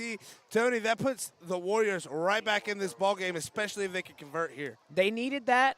Like we said, they needed a score. It didn't matter how much time it took. They just needed points on the board. High snap. King rolling out to the right. Oh, wide open. Oh, just a little. And like you were saying there, just a little too high. Pass incomplete. Huge shout out to number 58 for Adena, Hunter Leisure, making sure he gets over there to Darian Thomas and letting him know, hey, man, next play, shake it off. But with that touchdown, that gives us a 28-19 Zane Trace lead. But Adena not going away here, Tony. Not at all. And honestly speaking, I just want to give roses when we're here and when we're seeing it live. Torelli Ward is absolutely electric. Yes. I am watching him pull moves that I haven't seen in the games that we've been to so far. Every single time he touches the ball, you really think that it's going to the house. It's getting to the point where it's a reception now, a run play now, and a kickoff return. I don't understand why he's not in all of those positions more often. Again, the kick return, absolutely. You never know. He did do a little bit of celebrating. Maybe that's Adena's strict with that kind of stuff. And here's something to point out, Tony. You know how we're saying, he's been great. He's not been in the game the entire time. A lot of kids like that, they might be above the team, so they get mad if they're not going in. What you said, he's standing right next to the coach saying, hey, when you put me in, something's going to happen. There was a guy bobbling a ball down on the other side. I'm like, oh, that's probably him. He's mad. Nope, right beside the coach. It took me forever to find him because I didn't expect him to be there for somebody that's missing plays. And honestly, that just says something about him. And for our young footballers out there or young athletes of any kind, that's how you get on the field. Take notes. Not on the kickoff, but how Torelli Ward handles his business. Ward handles himself. If you feel like you should be getting more playing time than what you're doing now, complaining and asking your parents to go yell at the coach is not the answer. The answer is to put your nose down, work harder, and do everything that your coach asks. And Torelli Ward is the epitome of that here tonight. We had Coach Dye on earlier this year, and he spoke on when he was a player. He said he went to the coach, and the coach kind of said, what's the matter? He said, I feel like I should be playing. He's like, well, what can you do? This guy's doing this. He was like, whatever I need to do. Yeah. He pretty much established, like, I think I can steal better than him. I play defense better than him. We score enough. I can do this. Next thing you know, he was on that starting lineup and never looked back. In a starting lineup after talking to some freaking dogs on that team, he's like, oh, this other guy play for the Redskins? Like, yeah. No, this one guy played for the Redskins, Corey. Like, oh, my goodness. London Fletcher. Yes. Honestly speaking, he's a Redskin Hall of Famer. Yeah. Like, if Corey's linebackers really like he's just Joe Schmo. He's close to an NFL Hall of Famer, period. He really, really is. I mean, he played a good 13 seasons on the Redskins. I saw him twice a year with the Eagles playing him. Elite. Yeah. I mean, when you're talking about guys like Ray Lewis, he's the upper echelon of that, but there was a lot of guys like Ray Lewis, and London was one of them. So it looks like Zane Trace opts to make Adena re-kick here. So the kick is underway. Zane Trace recovers it. Oh, they're getting to the edge. They're setting up that wall. Oh, what a tackle by number 27. Fisher Schaff. Great return there by Zane Trace. Number 27, touchdown-saving tackle there, Tony. Honestly, great setup. When they made him re-kick, I think they knew exactly what they were going to do. It almost seemed like that guy knew he was going to get the ball. The blockers were right out in front of him. They knew what sideline they were going to go to, and they sped to it. I like what you said here, Tony. I like Zane Trace opting for them to re-kick it instead of taking the yards to the out of bounds, knowing, hey, I got some studs out here. Let's get a few more yards. So Zane Trace takes over 28-19, 1:28 to go here in the half. Gunner the stunner takes the snap. Looks left, forced out to his right. Oh, there's a huge hit by 53. And an incomplete pass. Tony, a big hit by 53 there, but you got to wrap up. He lowers the shoulder and hits it with him. But Gunner the Stunner takes it, doesn't go down, and at least gets – oh, we're going to get intentional – yeah. It did not get back to the line of scrimmage. Yeah. I don't know the exact rules in high school. It didn't look like there was much of a receiver in the vicinity either, but it definitely didn't make it back to the line. So that's going to be a huge penalty. 53 hitting Gunner the Stunner there probably is what makes him want to hurry up, get rid of that ball. I'm still impressed with his inability to go down there, too. Taking a big thump by 53. Again, he didn't rap, but, Number 53, Levi Spencer. I thought I'd look up his name since we're going to talk about it so much. But a good hit by Spencer, and, a lot of dudes go down with that. Yeah, especially a lot of, this is my first game in the SBC as a quarterback, dude. You know what I mean? Like, I'm sorry. It's just I'm very, very, very impressed. By the way, Gunner the Stunner, we will never call him anything else, even if we do figure out how to say his last name. Gunner the Stunner. SBC, take notice. Yeah. He's coming, and the next 2 years after this year, it's going to be a problem for the SVC.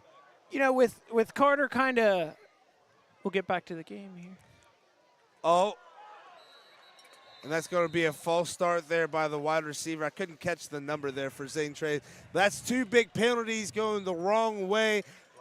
Again, the thing that Zane Trace has going for him is Adena has no timeouts right now. So, you know, you can honestly take a knee, maybe hand it off. I would do that with Torelli Ward potentially on the back end of that punt. They might have time, though, to just let the play clock run out if they can get a few yards here. Oh, no, absolutely. Yeah. Zane Trace should try to run it out. They want to do anything possible to make sure that they don't have to punt this ball. Roll out, pass. Oh, my goodness, and it's intercepted. Joey Francis, oh, my goodness, just what the Warriors needed before halftime. We are Tony, not I'm going to making tell it you out right of now, this Joey stadium. Francis ran that from the middle of the field and made a great play and a great read on it. We are not making it out of this stadium. Clay, I love your enthusiasm and your unbiased opinion, but I like my health as well. We are in enemy territory. Zane Trace is not happy about it, but what a play. What a play. Just to let you know, I should get 2 points for that too, right? Yeah, you will. My guy. I So did not. Joey Francis was, as of right now, the play of the game for Adena, putting them right in striking territory. 3 wide receivers to the left. King going out to the left. Option to Treisler. And what a hit by Zane Trace, cornerback there. I couldn't really get a number like we said before. Loss of a yard, brings up second. A stop here would be absolutely huge. Doing some math That in was my head. Bryce I'm not Johnson there on the They've got a tackle. good field goal kicker. Again, I'm not going field goal here, Tony. I'm putting it in the air, and I'm trying to get a touchdown to get this game as close to tied as possible. 35 seconds ago, ball snapped. Lucas King, oh! And almost intercepted there by Zane Trace. That's number 4, Blake Phillips. You know he wishes he had that one back there, Tony. he's already got a touchdown to his name. I know he would have loved to add an interception to the resume. So, Tony, going back to that interception there, again, Joey Francis sees it from probably the hash and makes a break on it. He knew where that ball was going probably before Gunnar the Stunner knew where he was throwing it. Makes a great read, gets a great interception. I think don't be shocked if Adena goes here for him to get him the touchdown and reward him for that big play. Oh, and it's a touchdown by the Warriors. What a grab by Nate Drexler with a 17-yard touchdown reception. And Adena is right back in this game. Going for 227. You probably just keep the 26. You got a decent field goal. Yep. Just doing a little math again. You guys know we're not good at it, and that's fine. But we're going to send out the extra point team here. We'll make it a 26-28 game if it goes in. What a heck of a way to go into halftime. You talked about a 43-43 game, 43-45. It might be 60-65. This is one heck of a game tonight. And field goal is blocked again by Zane Trace. Wow. Special teams tonight. It has been a big difference in the game. I love to see it. Right now, special That teams is is the play of the game. We Because keep bringing up field goal kickers. I never get to talk about them. I like kickers. I kicked a little bit, okay? That actually makes it a tie game now. If they get that and it's 26, they can win on a field goal if we keep with touchdowns coming from here on out. That's a big, big block right there. Because, again, with the block in the beginning, Adena should have 3 more points, and Zane Trace should have 7 less. But with that block return for a touchdown, and then Adena missing a PAT, chasing that extra point, they don't get it, and then they get a block here. We said it all night. Special teams is going to be a huge factor in this game. So with 26 seconds to go, Zane Trace, after a huge, huge block field goal there, with a 28-25 lead here. Tony, as Zane Trace, when you get the ball here, are you just taking a knee and sitting into the half, or what are you doing? No, I got 2 words. Jaden Higgins. Oh. Let's go. Don't give this man the rock. I feel it. I feel like he's hungry. I think he wants it, and if not, I'm giving him a couple plays too. He had a big play in the first quarter. I look for him to do something big with this 26 seconds. We saw Waverly last week. It takes no time to score a touchdown. Sorry, 1 second. All righty, so Zane Trace is going to bring it back here. Oh, he's going to find some room. And Aiden Dunn is going to bring it back out to the 45. Now let's see what they do here, Tony. Zane Trace does have a timeout. So what does that mean to you guys at home? That means that Zane Trace can play anywhere on the field right now. They don't have to make a pass to the sidelines to get out of bounds. They don't have to completely abandon the run. When you have a guy like Blake Phillips, if you're going to give him that middle of the field, you know who'll take it. And especially here, if Adena's playing a little prevent, turnaround hand to Blake Phillips, he might get it to the 30, and then you're in field goal range. I would like to see kind of a short pass here. It looks like they are playing a little bit deep. 3 wide receivers to the right, 1 to the left, 1 in the back in the backfield with Gunna the Stunner. A nice medium-sized throw right around that Zane Trace logo. I think you keep the chains moving. They are playing really deep. Gunna the Stunner goes outside. Aiden Phillips turns to make a block. What a block! And he gets out of bounds as well. Fantastic run. Huge play by Gunna the Stunner there. First down, Zane Trace. That's an 18-yard run there by Gunna. I'll tell you what, he's got some wheels. The defender was there. He literally outburned him. And Aiden Dunn, he's down the field. You can tell he's expecting the pass there, sees the quarterback run, turns and just finds somebody to block and gets him a few extra yards. That could be a huge block there. And again, like you said, getting out of bounds, you could go in the middle of the field here and call a timeout. I like the play. Pass complete to Aiden Dunn. He does not want to go down tonight. One of the few single-man tackles that he's had. Still fighting his way through it.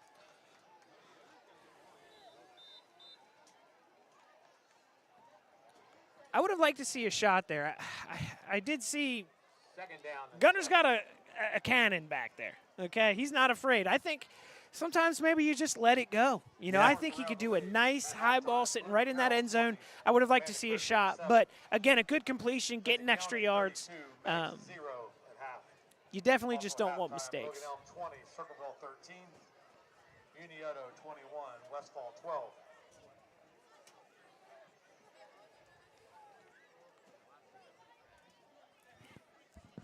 All righty, so we have 4 seconds to go here. It looks like a timeout by Zane Trace is about to come Halftime, 33-0. to an end here. At halftime, Paint Valley 30, Southeastern 6.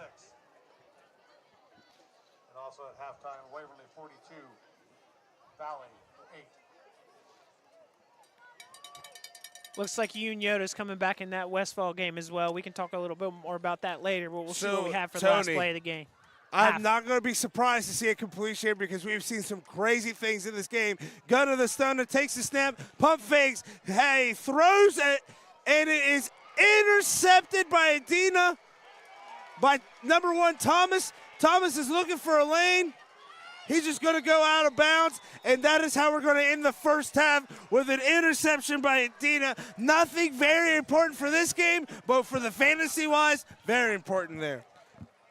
We got a good lead by Zane Trace. They're playing a great game. Adena's got a lot of big plays and a lot of momentum shifting, but to be honest with you, Zane Trace is playing a very solid football game. Just because there's been a lot of cool and big plays from Adena, I feel like it's taken away from the scoreboard. The points are what matters, and I'm seeing 28 for Zane Trace. So here at the halftime, it is 28 Zane Trace, 25 Adena. We are going to give you guys a break from our amazing voices for a little bit, and we'll be right back with some scores and updates for you.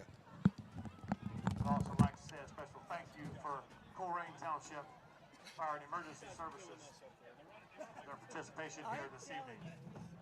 When you I want to die. I can't be bothered. I know, I love it. I love the fact that at least I can be in the corner. Look over every time.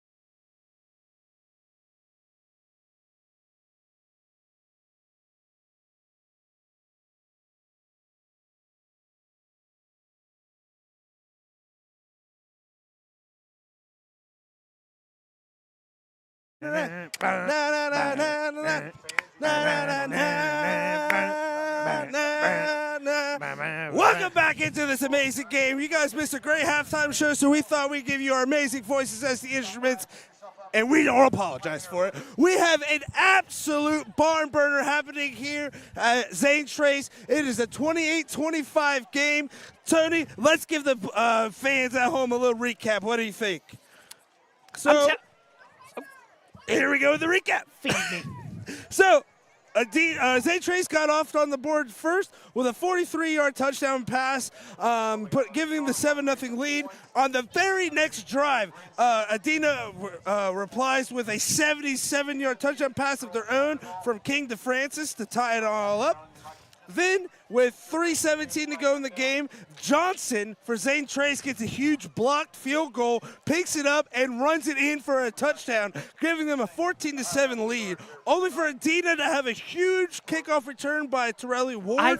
I actually think that the block was Bryce and the return was Gunner. Yeah, yes, I think you're right there. I think you're right because Gunner the Stunner has had a huge game tonight. All facets. But only for Torelli Ward to have a huge kickoff return all the way down to the opposite 20 to give Adena, to top it off with Adena having a 6-yard touchdown run by Dreitzler with 1:58 to go in the first quarter. And then with 10:56 to go in the second quarter, Phillips gets a 1-yard touchdown run for Zane Trace, giving him a 21-13 lead.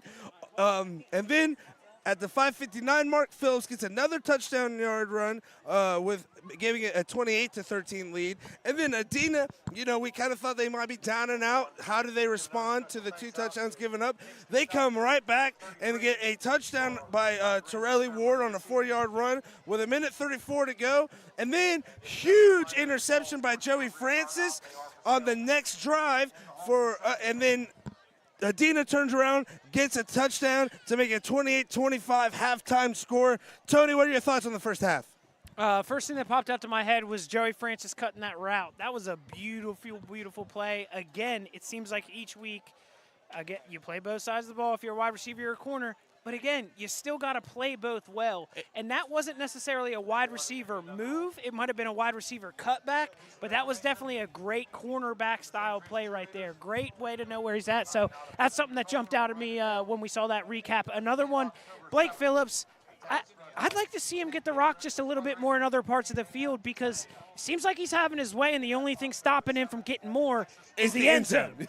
So it really is seeming like maybe he deserves the lock a little bit more. But with Aiden Dunn refusing to go down, he's almost like a running back with these short passes, just taking it way further than what you might think for a simple 5 to 6 yard pass. Couple things that stood out to me here, Tony, is one, Gunner the Stunner absolutely answering the bell on his first varsity start here for Zane Trace. And I don't want to call it a must-win game, Tony, but I think it's a game they must win. You know what I mean? This Going is a into the league springboard game, especially for a team like Zane Trace, who's coming off a championship. Yes. They're the defending champs. And coming off of a win last week, you got to keep that momentum going into the league play. I don't care how many people leave your team. If you were the champs last year, you've got the experience. You've got some tools that a lot of other teams don't have, which is experience. And then another thing that popped out to me, Tony, special teams. The team that wins this game will win the special team battle. I mean, if it's not a blocked field goal going for a touchdown, it's a kickoff return for 80 yards to the other side of the field. I mean, it is going to be a game that's determined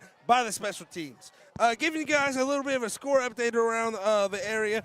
Paint Valley is up on Southeastern 30-6 at home. Piketon is up 30-0 on Huntington.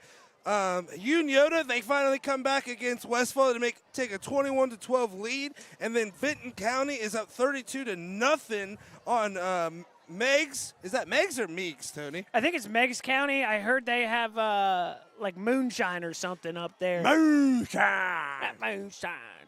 Don't know too much about it though. Either way, I don't know. I just know that Benton County. I love what they're doing. That I love coach, what they're doing. I'm telling you, we are easily excitable. Yes. Okay, I'll just admit it. We love getting hyped. We love getting excited. But when you give us something like that, That was different. Oh, my It really goodness. was. I've actually used some of the things that he talked about, and I've spoke to and had conversations with people about it. Just even young men saying, again, doing everything right and not getting the result results that that you want. It's tough to be able to handle that, but when you can teach players to do that, that's when you turn that 0-10 into a 6-4 and start springboarding into exactly what they have now, which is a tough team. So Jackson, they're up 28-14. Logan Elm in a dogfight with Circleville. They're only up 20-13 at the half. That's a game that I'll probably be keeping my eye out on, Tony, as we go through here. Circleville 0-3 going up against a very good Logan Elm team. These people at Zane Trace can attest to that. They kind of ran into that buzzsaw week 1. So to keep a close score game like that, watch out for those Tigers in the second half. Yeah, absolutely. You look at the Waverly Valley game, 42-8. They're 2-1. You wonder how that Miami Trace, if they could have that game back, what would happen? You look about the Vinton County loss to Unyota. That was a first game of the year type game for Vinton County. Adam always touches on the 5 potential turnovers and things, and still losing that game. If one one team. of those turnovers go a different way, Tony, Unyota's staring 2-2 right in the face rather than 3-1. And Vinton County's sitting there at 3-0, Yes. potentially 4. Yes. Which is it's just crazy, man. It's been such a crazy. great start of the year, and honestly, I've liked how crazy the non-conference games, because if we see anything like the game tonight with the rest of the games we see this year, it's going to be one hell of a treat. And again, kind of touching on that special teams, the block field goal for a touchdown, that was not a PAT, folks. That was going to be about a 40-yard field goal, I want to say, for Adena. It looked – this is going to kind of sound weird to say. It looked like the kicker had the momentum, the confidence. He's going to boom that. Just a bad I don't even say bad snap, just kind of a miscommunication on the hold to get it down there, give Zane Trace that extra time to get in to get a block. And then Zane Trace gets a block again at the end of the half and a 2-point conversion stop. That is literally, folks, the ball game right now. So we come back from halftime. Zane Trace will get the opening kickoff. Aiden Dunn is going to take it to the other side of the field, lower that shoulder, and get to about the 30-yard line. I like what they're doing with that, the way they're setting that up. If they're going to keep doing that very low line drive kick, it's only staying in the air for about a second. Giving it to a guy like Aiden Dunn, just sprint towards the sideline, getting a yard at a time. Even if it's not straight up, you're making forward progress. And you might think, why does Adena want them on the 30? Why wouldn't they want them on the 20? Well, you kick it short, and you get your guys up there to get them to 30, because if you kick it long, you're getting Aiden Dunn a lot of time to find a hole and take it to the other side of the field. Absolutely. Gunner the stunner takes a snap, pass fake, going long to Aiden Dunn, and incomplete. Good coverage there by Joey Francis. And if I had to guess, I think St. Trace fans want them to run the ball, Tony. I think we've been saying the same thing.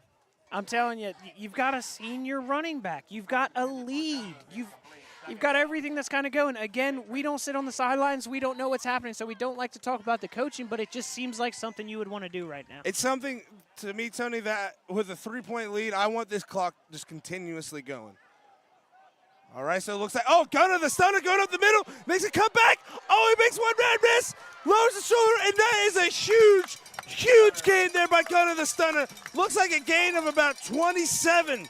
Way to read the holes. As soon as he made it through his gap, he made a quick left jolt and was off towards the sideline. He saw exactly where the most field was and said, get there. Sometimes it's not about breaking tackles or looking for the defenders. Find the open field and get the yards. All righty, so Zane Trace, after the huge run, is going to have 2 wide receivers to the left, 2 wide receivers out to the right. Gunner the stunner going up the middle, lowering the shoulder, getting the gain of about 5. They're running the options here, and I'm fine with it. But again, just get downhill on them here. Adena, again, they've been on the field for a lot. Zane Trace has been having some long drives. They got to be getting tired. I would want to be using something that's going to be grinding some of those defensive linemen down, and even keeping the cornerbacks up. Another thing to pay attention here, Tony, Adena's offensive defensive line has played great, but Zane Trace is definitely the bigger physical line here. They gotta use that, you know what I mean? There we go. So it looks like Phillips is going to get a gain of about 6 on the play. Picks up the Zane Trace first down. I think you got to stick to it. Again, he's got to be fresh right now too. You know, having some goal line stands, he wasn't even really touched on some of those. You know, he's falling in. He's not really getting blown up or anything. He's got to have some fresh legs. All right, so Zane Trace is going to take it from Adena 33 here. 2 wide receivers to the right and to the left. Low snap here.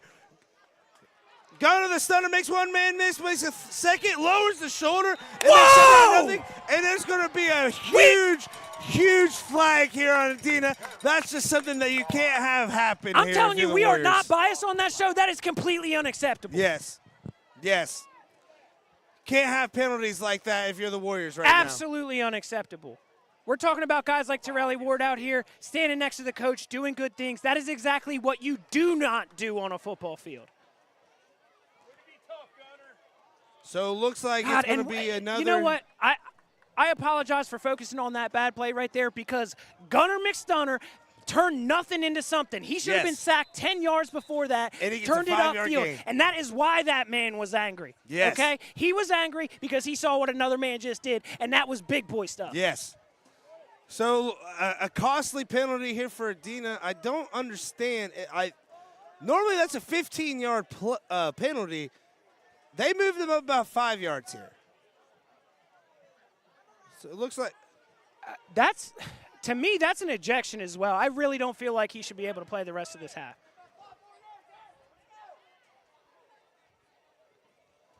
So the rest will move the ball forward a little bit more. And like you said, Tony, there's no reason that for late. It's one thing if they're out of bounds, it's a bang play, but when they're 4 yards out of bounds, extremely late, almost stopped his momentum, and then as they were standing there, he finished off the momentum to keep him going. That was just too much. So I don't know what the refs will call here. It looks like it's encroachment on Adena. That's a 50-50 call there, Tony. I personally believe that the penalty before kind of influences the call there. It could have gone one way, it could have gone the other, and it looks like it's encroachment for Adena there. Zane Trace is going to get 5 more yards. And as it should. That's what happens. You know, it's a butterfly effect with that stuff. I can't talk too much about it. I was a hothead too. I did things like that. I just still hate to see it. Agreed. Same here. Gunnar the Stunner is going to take the snap right there up in the middle. So it looks like what Zane Trace is doing here is making Adena take away the pitch on the outside, and then Gunnar the Stunner just going right up the middle whenever everybody's completely committed to the outside there, Tony. I hope to see the cheat code that we've been seeing all night and Blake Phillips here in the red zone. So 2nd down and 1. The Zane Trace Pioneers have it on the 5-yard line. Takes the snap, gives it to the Bulldog, Blake Phillips, and Blake Phillips does what Blake Phillips does. Zane Trace touchdown. An absolute cheat code, baby. Give him the rock. Here's 6 points. It's pretty easy.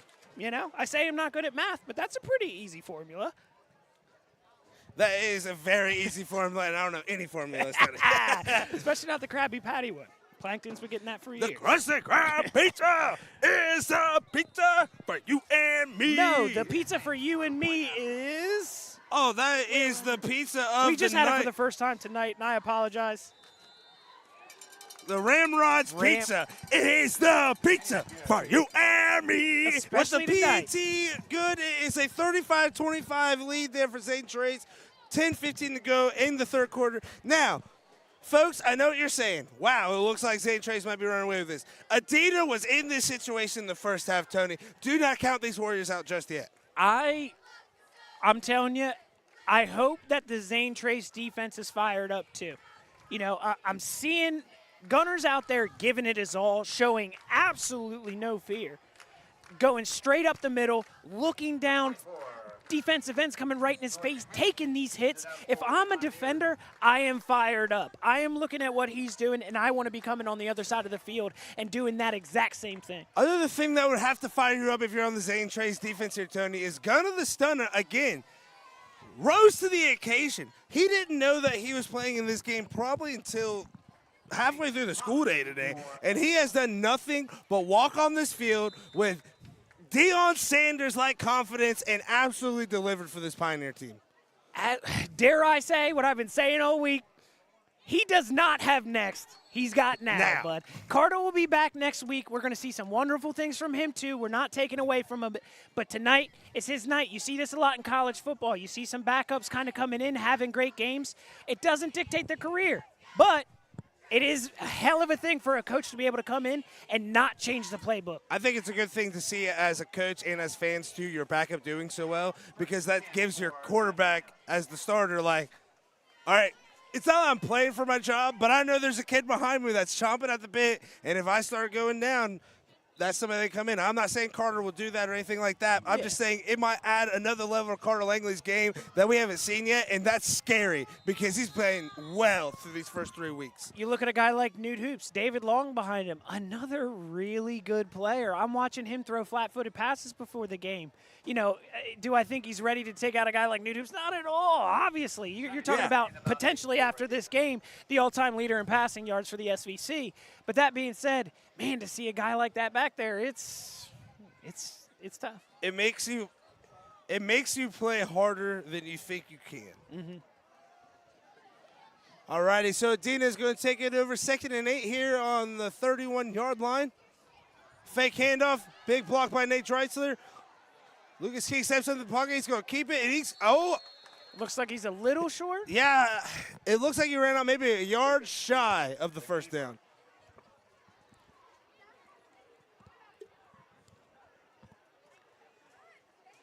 I think both teams is really focused about kind of no matter what they do, getting it out quickly. I wanted to say I haven't seen much from either defensive line, but I really don't think they've been many opportunities. Yeah, we saw a little bit of defensive line on Adena on that one drive. They got in, and then Gunner the stun his face, got a little their hands up, made their presence known. But like you said, since then, both of these offenses been getting the ball out so quickly that. And even if they're holding it, it's motioning it to the side. They're running outside the pocket. So Dreitzler going to try and get the first down here for Adena, but it looks like he's going to be stopped just short by a host of Zane Trace tacklers. Zane Trace player coming Zane up the Trace backside. came out with the ball there. Blake Phillips said, I would like a touchdown on defense. Please. One touchdown to go, please. It seems as though he will do anything to touch So, the ball. Tony, big call here. 4th and 1. You're on your own 38. You're down 10. You just gave up a huge touchdown drive. You got to go for it here, don't you think? Absolutely. As much as I don't want to, I think you definitely have to, just with the Zane Trace momentum. Again, God forbid sorry here, Tony, not to interrupt you. They gave him the first down, so not a big call here for them. It's first down Warriors right there on the 39. Clock's kind of ticking. Yeah. You know, they've been chipping away, just like they did at the lead when it was, when they were down 21-43 at halftime. I think it's time to take the top off the defense like they did early in that first quarter here. I think you have to. Torelli Ward in the game for Adena. Every time he's in the game, you know he's getting the ball because he's doing something like that. He's making some defenders miss. It looks like he gained about 2, but, folks, that should have been a loss of 5. Yeah, absolutely. On the carry, tackled by Stewart. So Torelli Ward, gain of 2 there. Gives Adena 2nd and 8. Looks like they're bringing the linebackers back up a little bit. See, Tony, I feel like you gotta mix in a pass here, just because look how far up these Zane Trace safeties are playing. You gotta give them a threat going long. It looks like they design pass there. Just King decides to keep it. I would really like to see. I'd really like Lucas to get the potential to set his feet and really put himself into a throw. It seems like all night he's been kind of running, and it's not just the defense. It's kind of been those called kind of bootleg passes. It's just, it seems like it's not exactly going the way that they want him to. He's actually taken a lot more hits than I would like to probably see as we climb the ladder of this game. So 3rd and 6 here, 7:49 to go. Adena taking the ball on their own 48. Oh, that's number 5. Oh, we got a trick play here. Oh, and Joey Francis is wide open with a perfect pass from Lucas King. What a play! Number 5 for Adena. Ethan Ellick, the backup quarterback, comes in, pitches it to Lucas King, who does a halfback pass to Joey Francis for a gain of what it looks like 40 yards. Interesting concept. You put the backup QB in there. I mean, if you're watching film, I'm sure the other coaches know that that's the backup. You don't know if he's going to throw the ball. You got the quarterback, Lucas King, back there in the running back position. I mean, shoot, who knows who's going to throw it? Shoot. It's an interesting play. And it's like I was telling you, Tony, they need a big play to take the top off that defense. Going out, a little miscommunication there between quarterback and back. again, just taking some hard hits. The more you get to that outside, you're really letting those linebackers get there, especially if they're getting there early, like we saw some It looked like King wanted to pitch to Ward there. Just the spacing was wrong. Again, good job by him saying not force the pitch, just take it. It's a volatile play. Yes. So much can go wrong so quickly. Some of the craziest defensive plays have been off of options. All right, so Torelli Ward staying in the game. That's big because when he touches the ball, good things have happened here. Oh, man. Incomplete pass there by King, intended to number 35, Jackson Hicks. It looks like King threw, I don't know if King threw a split second or Hicks turned his head a split second too late, but man. Good almost seam a big route. play It looks there. like everything was right except the timing. Speaking of timing, there's no better time than to think of your fall cleanups coming up here. Sam in Lawn Care is one person that can do it in a timely manner for a great price. Make sure you get hold of Hammond Lawn Care for all your fall cleanup or snow removal needs. Adena is going to take the ball here on the timeout here. Adena, man. So that's going to be the first timeout with 6:22 to go in this third quarter. Here's what I'll say. I sometimes timeouts are a must. I don't take it in that manner, but it's easy to say from up here. But with this, it's a really big third down. You have to score on this. This is not just a timeout for the next play. It's the next two. If you gain nothing on the next one, it's a sack. You got to go for it. You wonder here if the Or coach is actually, saying, if it gets to fourth, do you have to? Because it's a 7-point game? I think Yes. you have to put the 7 first as well. I think you do because of all the miscues that you've had on Absolutely. special teams. You've had not one, but 2 field goals blocked. Honestly, Absolutely. those are the 2 reasons that you're down what you're down right now, to be completely honest with you. I think if I'm the coach here, I'm trying to get minimum 5 yards here, whether it's a screen pass, whether it's a handoff, whether it's a slant. I'm playing for going forward on 4th down. You don't need all 10 yards here. You have 2 plays to get you 10 yards. There seems to be a little more confusion than I'd like to see coming out of a timeout. He knows where. Nice little screen pass. Oh, and that is completed, and that is going to be a touchdown, Warriors. A 20-yard touchdown pass. King to number 35, Jackson Hicks.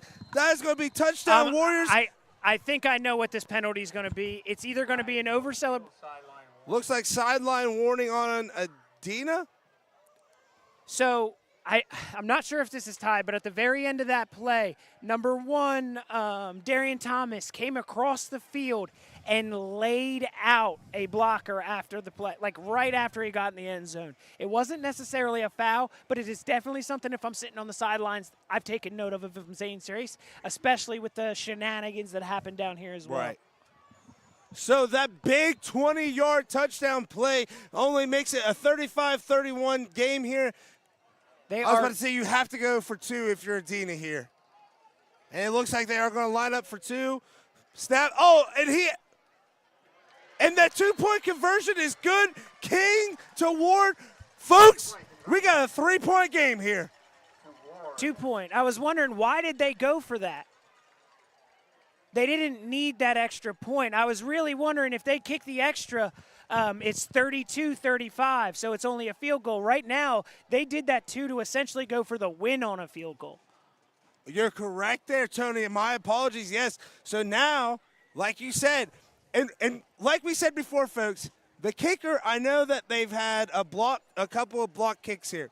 The kicker did go to a punt pass kick camp at SoFi Stadium for the Los Angeles Rams. That's on the other side of the country. And I don't know if you heard, Los Angeles Rams, if you're a Bengals fan, I know you hate them because they ended your Super Bowl run. So that's That's a smart play there for the Warriors. You're not thinking now. You're thinking. I'm telling you right now, there's no way I'm doing that. That is absolutely an insane call, but it is a first-year coach. But you look like a genius if it pays off, Tony. First-year coach, because maybe he's keeping those Torelli Ward plays in his back pocket, because that seemed like it was easy money to me. And we've been saying all night, when Torelli Ward touches the ball, good things have been happening for this Warriors offense. And I say the same thing for Aiden Dunn, and I'm really interested. I think Jaden Higgins has gotten a little bit quiet. I'd be interested to see if we can't get him sporadically out here with some type of athleticism. All right, so kickoff here. It's going to roll out of bounds. Folks, we've had one hell of a game to kick off this SVC Week 1 here against Zane, Trace, and Adena. 35-33, 6:21 to go here in the third quarter. What an answer by Adena right there. You kind of come out on defense a little flat. You have one big penalty, give you 15 extra yards. Zane Trace capitalizes, gets a touchdown. And like we said, yes, 10 points seems like a lot, but this Adena team has been resilient tonight. And it's kind of crazy. Again, I just mentioned how much we've talked about Adena tonight with so many great plays, electric plays. They're still losing. And like we said, crazy. Like we said in the beginning of the broadcast here, Tony, Doug Miller, Dylan Wares, first-year head coaches, both going for the first SVC win. Don't be surprised to see trick plays. What have we seen? A halfback pass that was really by the quarterback for Adena. What we just saw there, going for a 2-point conversion when you don't need to. I mean, what else do we have in store for this amazing game tonight? Honestly, it could be anything. It could be. So what? The game-winning field goal. I just kicked Clay's microphone out because I just thought I'd have a little solo. Oh, hey, man. Guess who's back again. So Zane Trace is going to, they opted to not take the penalty, have Adena re-kick it. That worked well for them last time, Tony. It looks like it doesn't work out as well for him this time. It seemed like Adena kind of realized the line drives weren't working and actually went to one on the ground that time. Kind of stuffed him, gave him some time to get down the field. Zane Trace takes the ball in the 33. They're going to try that read option again, try to go up the middle. And it looks like, it looks like Adena has made some adjustments because they take it away that time. Both teams, these options, Uncle Tony's getting a little bit upset. Get these boys the rock. It is still the third quarter. The clock is everyone's friend. It's a close game. I don't understand why these options are letting these defense get time to figure things out. I love the option, but in this time, I think you just got to turn around and hand it to your power back and let him win you the game. The option's the icing on the cake to me. Yes. Right now, they're just eating too much icing. And then Blake Phillips breaks 3 tackles at one time, 4, 5, 6. Blake Phillips just breaks possibly 10 tackles and 1 run for 9 yards. A lot of the fans out here saying the same thing we are. You got to feed this guy right now. Looks like he's got a stinger. Hopefully it's nothing too serious. He's running like he's mad at the grass. And the thing is, there's no grass here. So he's going to be mad quite a while tonight, Tony. You know, we like to get excited around here, do a little WWE stuff. In the words of JB, he's running like a scolded dog. All right, so it's going to be a handoff Hartzall on the carry. to number 25, Riley Hartzall. See, he had a big game last week, Tony. He actually had 50 rushing yards. So he's a guy that could come in for Blake Phillips and carry the rock. It definitely looked like he knew what he was doing on that play.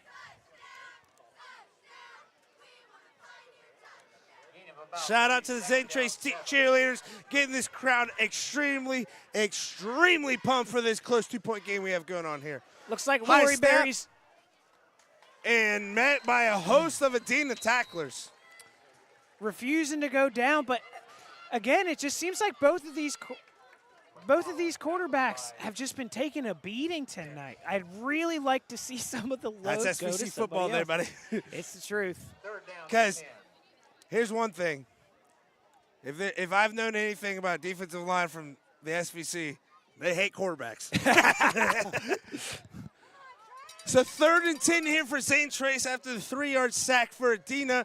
Ball on the 44-yard line. Zane Trace takes a snap, looks left, looks right, rolling out to his right. Oh, a major stiff arm, Derrick Henry style for Gunner the Stunner, but it doesn't matter. He's going to get back to the line of scrimmage. And, folks, I'll say it for him, okay? I'm holding up the little man sign right here. That was a big man play. Big men make big plays in big moments. Way to get it back to the line, because losing yardage right there would have been the last thing you want. huge stop here for Adena. If they could get this ball and get a touchdown, they have all the momentum here, Tony. Absolutely. I mean, honestly, it's really Adena what takes they needed.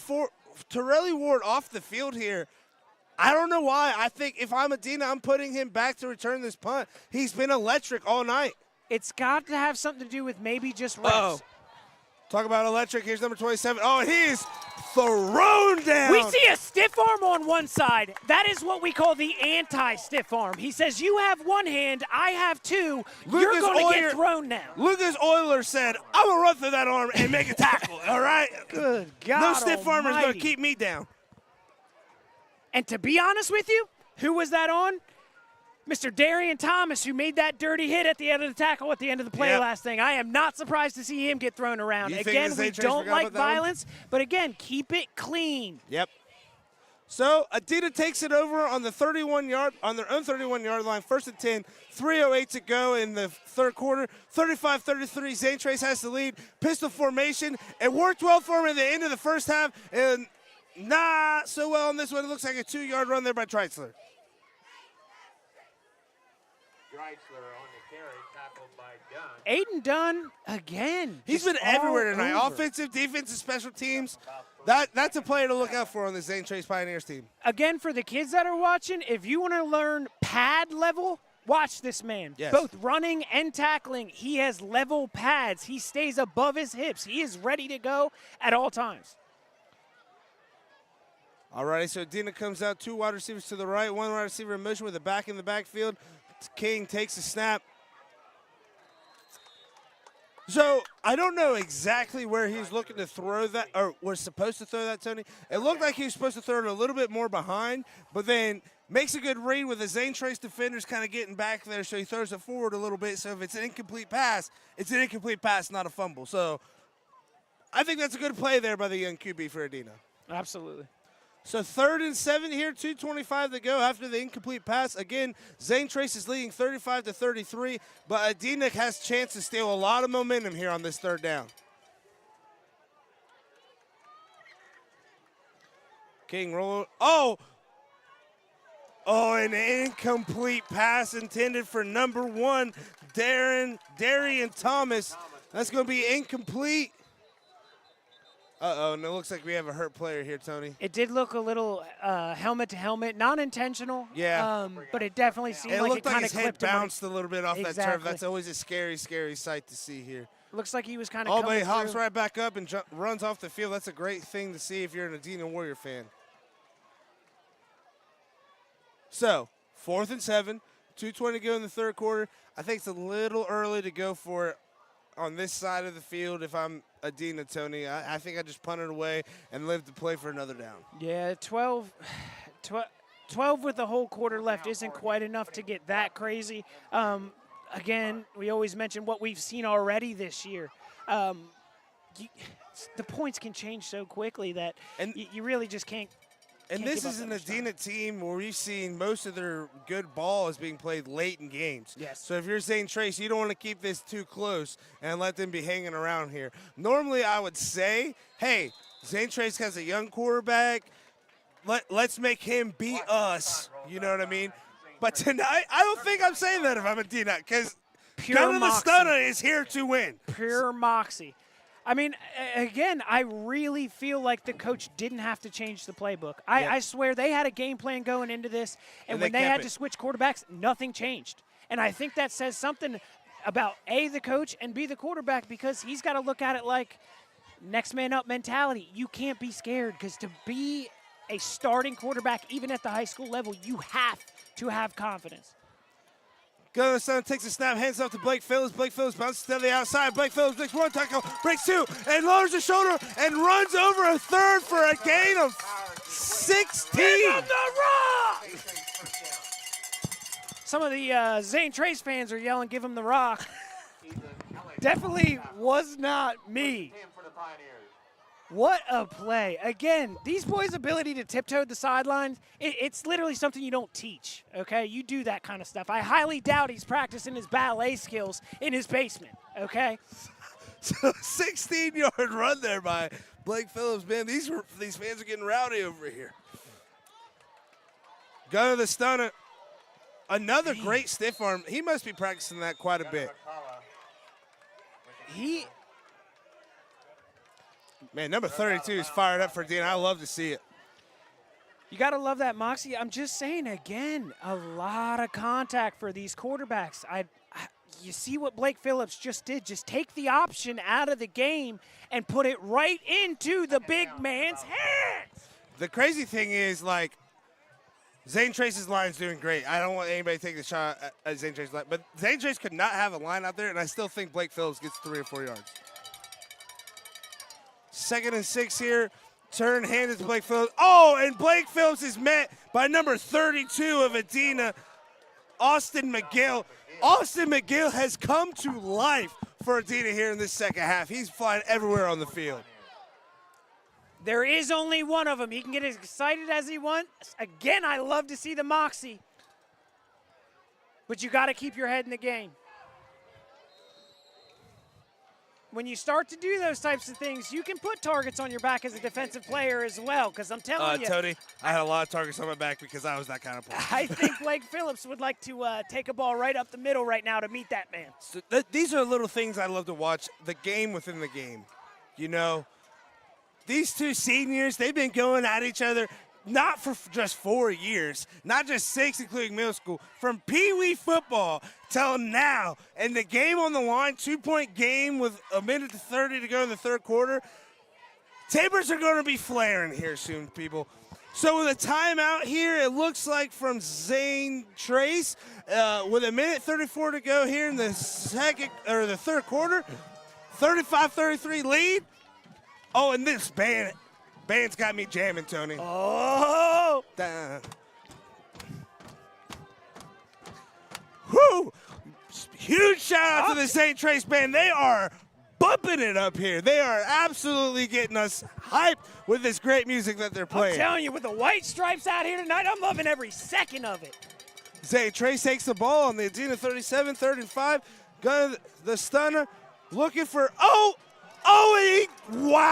Dangerous my pass goodness. turned into a massive highlight. Wow. What a play. Wow.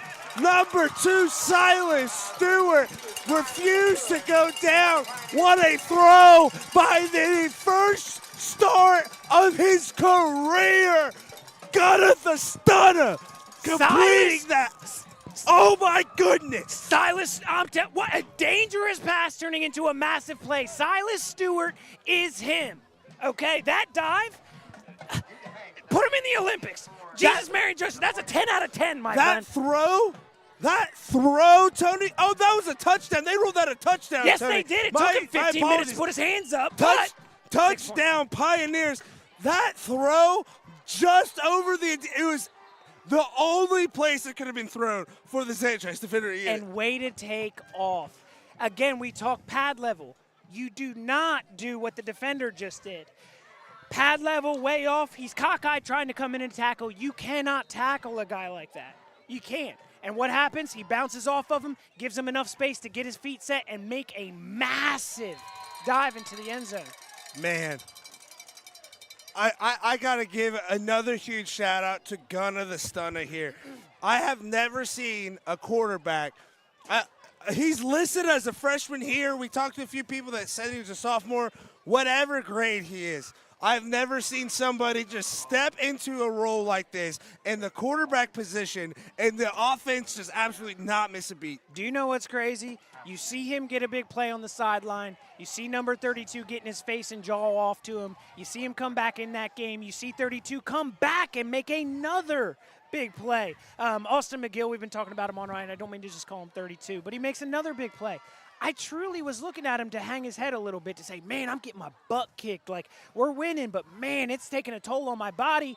And what happens next play? He proves me absolutely wrong with a perfect pass across the middle. To be honest, after stepping up in the pocket, taking a right side, and just dumping it right up. And you want to know how Zane Trace is building a great culture here? You know the number one guy I've been seeing on the sideline hype for him?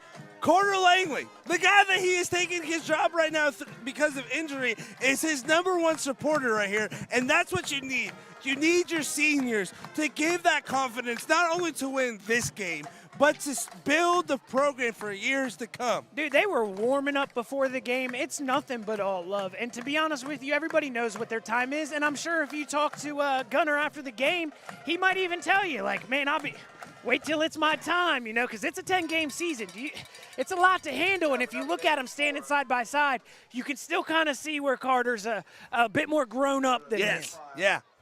So the huge passing catch from Gunner the Stunner to Silas Stewart for the 37-yard touchdown puts Zane Trace on top, 42-33 with 1:20 to go. Again, folks, do not count out these Warriors. 41-7 over Huntington. Jordan Harrington to kick off for the Pioneers.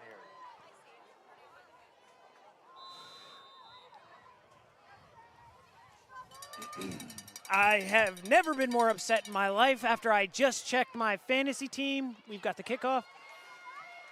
Darian Thomas. Oh! What a tackle. That is what happened. Again, people, what we've been saying, the deciding factor of this game tonight is going to be special teams. Who is going to step up on the special teams? And honestly, Tony, tonight, it's been all Zane Trace stepping up on these special teams. I'll harp on it all night. Sportsmanship is key for me. That is the same man who wanted to start something. It seemed like somebody else wanted to end it on that play. Yes, sir. I'm getting excited. What a game. This is possibly been one of the best games we've been to this season. I know that Waverly Union This is game the last best week was very good as well. SVC versus SVC SVC football game I have ever been to. And like you said, Tony, back in the day, Warriors and Pioneers. Oh, Dreitzler with a big run up the middle for a gain of 8. On a side note, I have never been to another SVC versus SVC game. So, yes. So this is the greatest one you've ever been to. But it's a hell of a one, you know? I love the moxie of both teams. I really like that Zane Trace kept their cool, and I think that trickled down from the quarterback position. The crazy thing is, Tony, Zane Trace could have panicked after that last touchdown by Adena. What did they do? They marched right down and get a touchdown of their own. Hand off to Dreitzler. He's looking for a hole. Oh. Yep, it looks like it's going to be a face mask here on Zane Trace. Yep. Face mask on Zane Trace, so that's going to give Adena the first down. 37 seconds to go in the third quarter. Again, we said don't count this Adena team out, but if they're going to make a comeback here, Tony, they're going to have to start working quickly. Absolutely. Zane Trace has done nothing but respond this entire game, whether it be to adversity, whether it be to the scoreboard, whether it be to momentum.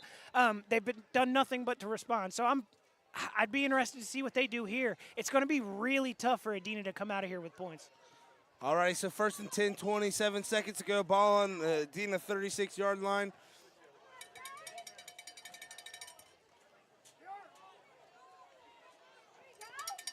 Number 12, I believe that's Luke Preston on the carry.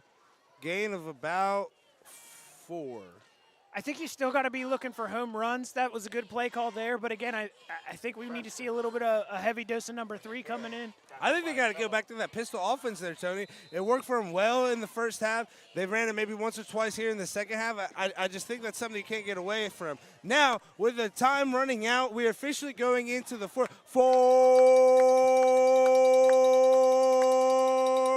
We're officially going into the fourth quarter. Zane Trace leading 42-33. Adena with it 2nd and 6 on their own 40. Tony, what are your thoughts on that third quarter? Again, as good as the first two. I'm telling you, what a game. That had a little bit more of a story of moxie. I really enjoyed the fact that Zane Trace, they got punched in the mouth a little bit.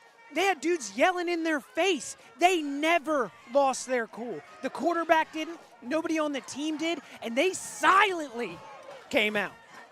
These cheerleaders showing off their arms here. putting their all into it. Oh, my goodness. They may only be 4'5", but they are out here with absolute cannons. Cannons. I think one of these girls is going to college at Ohio State because of the arm that she has. I'm telling you right now, she just threw that ball 55 feet into the stands. Marvin Harrison Jr. said, I know who my new QB is.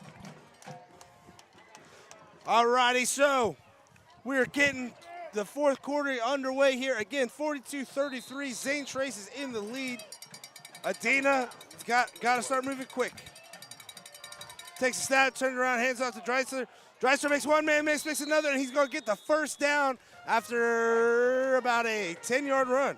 He might not have the same, electric ability as Torelli Ward, but what a great runner. He hits the hole hard. He's got a good power move, plants his foot really freaking hard when he makes his move, and that's how you make people miss. Not just in a way where here I am, here I'm not. It's more in a way that's, hey, I'm here, and now your angle's off. You got no chance. Uh-oh. What a play. What a play by Aiden. Again, Aiden Dunn is a name that this SVC people need to get in their head because he is everywhere on the field. He's not everywhere on defense. He's not everywhere on offense. He's not everywhere on special teams. He's everywhere on every single down for these Pioneers. It's 5-tool in baseball. This guy's 3-tool in football. I'll tell you that right now. So with an incomplete pass, Adena has it 2nd and 10 on their own 50. There's only one 50-yard line, folks. We do want to give a quick shout-out to Support the Troop Night. Obviously, the National Guard, Coast Guard, all our military men, and we go into the outside with Darian. Stopped in the backfield, wrapped up. What a play. This Zane Trace defense. I'm telling you, sometimes you don't want to poke the bear. But all that being said, again, for all our men and women in uniform, thank you for all you do. Thanks for keeping us safe. Thanks for letting us be here and watch Shout out football USS tonight. Wasp, LHD1, my homies. Much love. So after the negative run here, it's going to be 3rd and 14 on their own 47 for Adena. 11 minutes to go, and they need something, Tony.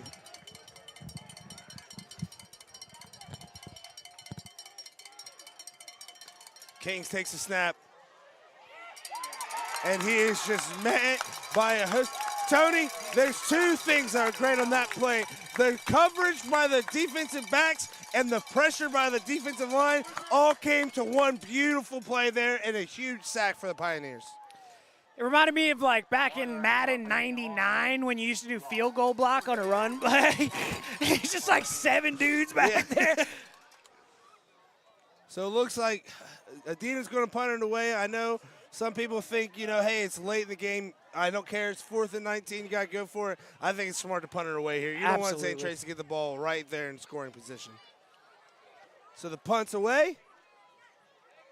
None other than Aiden Dunn on the return. And Aiden Dunn is going to go to the 20, to the 10, 5. Aiden Dunn, Pioneer touchdown! Ladies and gentlemen, that is how you follow your blockers. Flawless. Right here at about the 45-yard line, he found his blocker, he let him make the block, and hit that sideline hard. That is literally kick return perfection. You cannot do it better than that. You cannot do it better. We've said it all night, folks. Whoever wins the special teams is going to win this game.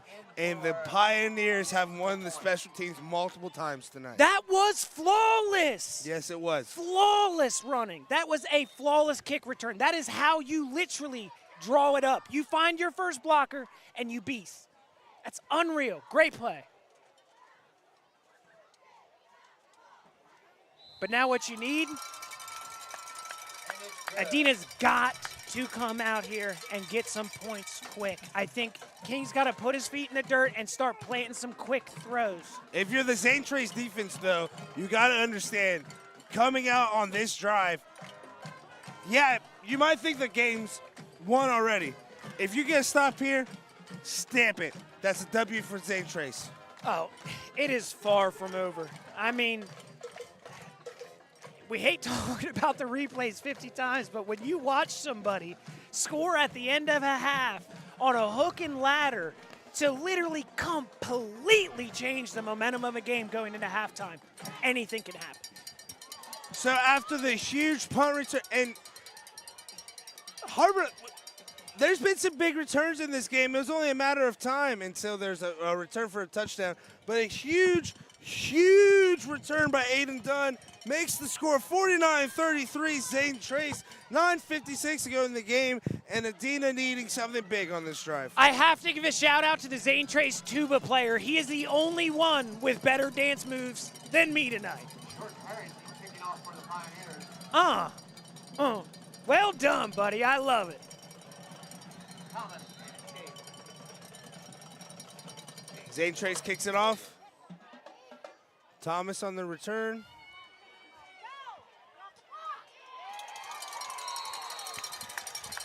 And Zane Trace is just, Man, I'm telling you what, that special teams is even coming all fired up.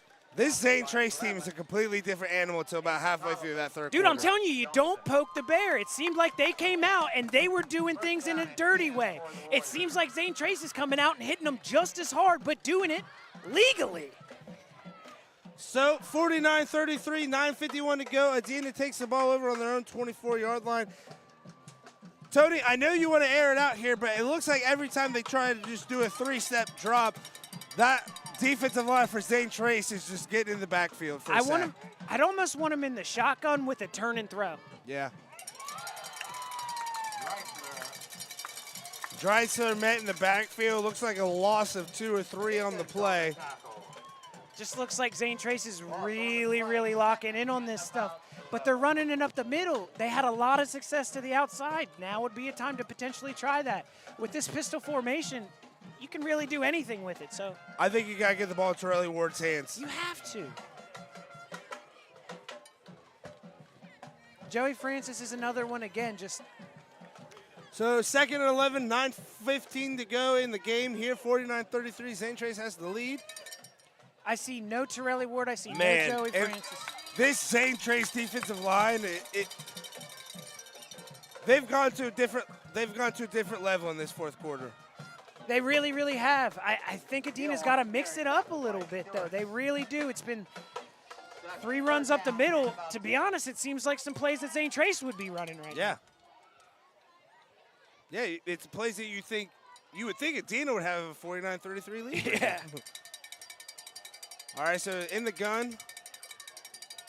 King's going to take the snap.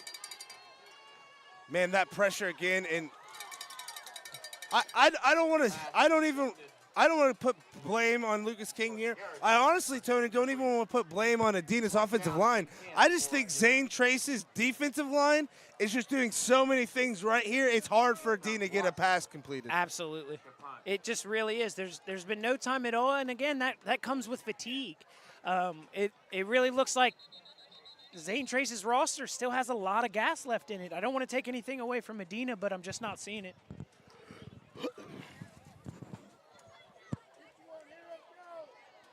I did want to give a shout out to Blake Phillips there. Again, playing both sides of the ball well. He tracked that pass all the way down the field. Almost he was had a pick. He's one of the closest defenders to Oh! it. Man. I wouldn't be surprised if Zane, and Aiden Dunn, Musset gets back on it.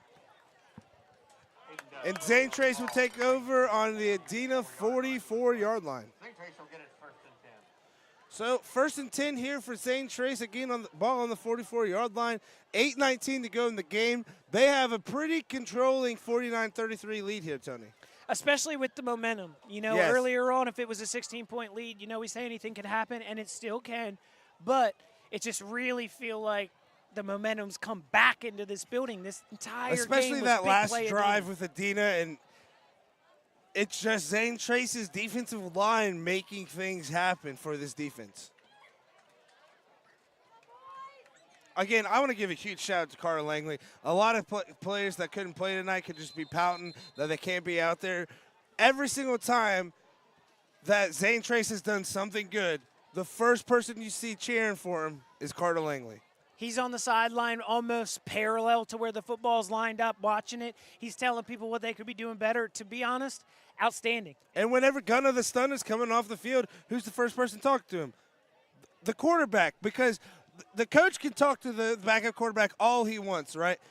Sometimes there's just conversations between quarterback to quarterback that you just can't have when you're a coach. You know what I mean? 100%. You're looking at a peer rather than a coach. You know what I mean? It's a big difference. So we're going to have a handoff here to, I think that was number 28. Takes a handoff, tackled by Sorry, number 25, Riley Hartsaw. And that's something you could expect to see out of Zane Trace here towards the end of the game. Turn around, hand it off, and let that play clock and that game clock keep running. If you're Adena, I think you just got to kind of send the house. You know, it's You're hoping if you're Adena here, you're hoping for a fumble, you're hoping for a pick. I don't think you're getting a pick because I don't think Zane Trace is putting the ball in the air at all. You really just got to at least get a hard stop here. Turn around, handoff to Phillips. What a run. Just consistently all night taking multiple people to tackle. You just look at his legs, it looks something more like a Saquon Barkley out there. Just tree trunks, not stopping moving, just sheer power. So that's a 6-yard run there by Phillips. I'd love to see the yards after contact. You know, that's 6 yards, but I think he was contacted at -2. That's the thing that it's honestly not even Zane Trace. Even Adena, man, these runners are running hard, breaking through tackles. Oh, yeah. And that's Silas Stewart getting the pitch here. Man, Silas Stewart hasn't gotten the ball a lot tonight, but when he has, he's made something happen. Yeah, absolutely. So Stewart with the 8-yard run there, and that clock just continues to tick away here for the Pioneers. I like the way they mixed that up. It's something that we didn't see from Adena. They were running that ball right up the middle. There's plenty of ways that you can run the ball, and that's how you do it. Although dicey. Yeah, man, we don't know if you saw it up there, but it was pretty close to popping over he was that running left with shoulder. that on a shoulder pad for a good 3 yards.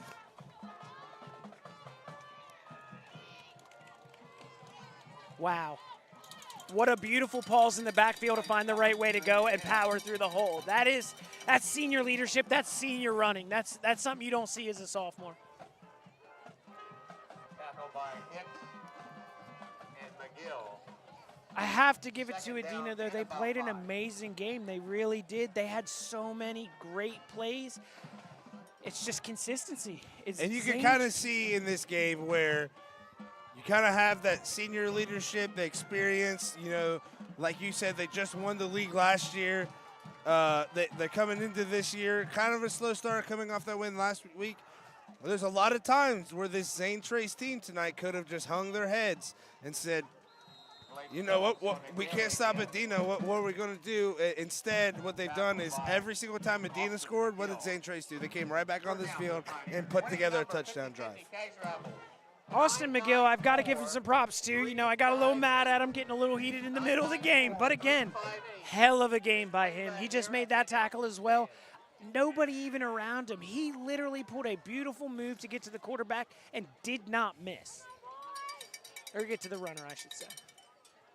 So just over 5 minutes to go here in the game. 3rd and 2 here for the Pioneers. If Adena has any chance to come back, they got to get a stop here. Oh, and a pass here by Gunnar the Stunner. Oh, no. Oh, that's intercepted by Evan Thomas for Adena, and he's cutting back to the other side. Okay, Tony. Darian Thomas with the play of the game. Big interception there by the Warriors.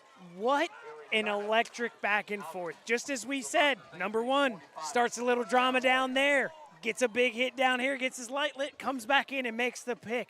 This has been a game of pure moxie. Yes. You're seeing a lot of senior and late leadership that are the ones that are sitting here saying, I don't care what happens, I'm going to play my heart out. Now, Tony, I want to get your thoughts on passing there. If it's me, I'm running, running. You know what I mean? Especially when you have a guy like Blake Phillips and how successful he's been tonight and even on that drive. And how unpredictable this game's been tonight. I mean, we think that Adena's going to get a chip shot field goal. It ends up being a touchdown field goal block for Zane Trace. So timeout.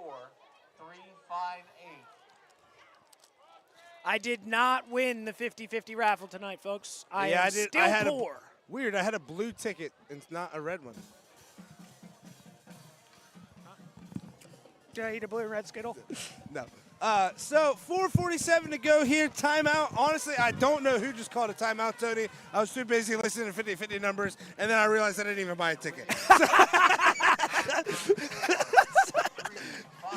So we got a timeout here. Adena with a huge interception there. Honestly, Tony, they need a touchdown in the first play or two. They really, really do. It's got to be quick. It's We're kind of talking bugging me. I don't know who just called a timeout here. It's not 50-50 anymore. You've got to score. Yeah. You know, the clock's not your friend anymore, and you really need a healthy 2 scores and even a couple And an two-point onside conversions. kick recovery or another stop. Those 2-point conversions are not going to be easy with the way No. this defensive line is, and 2 points are hard because for corners, the back of the end zone's your friend. Yes, you know it is. you don't have to cover that. You can almost get beat a little bit. Exactly. And you have another one. They were my best friend when I played, I'll tell you that. I ain't 6 foot. All right. Oh, get. So good pass completed there. 35 wants to get out of bounds there instead of cutting it back up the middle there, Tony, to try and stop the clock.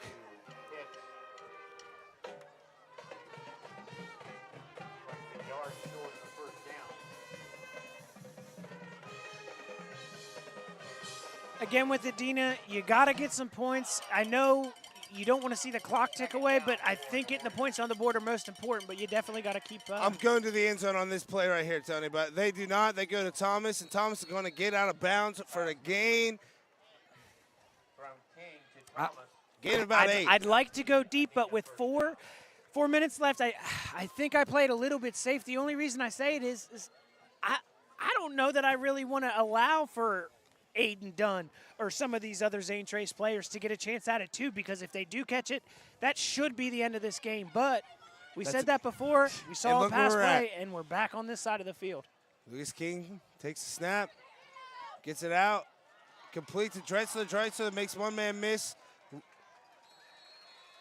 Gain of 15. It almost looked like he adjusted his throwing motion to get that one in there, just to try to squeeze it through, almost like a sidearm throw. Reminded me a little bit of Michael Vick. So 4 minutes to go. Adena with a big interception there, driving. If they get a touchdown here, folks, watch out.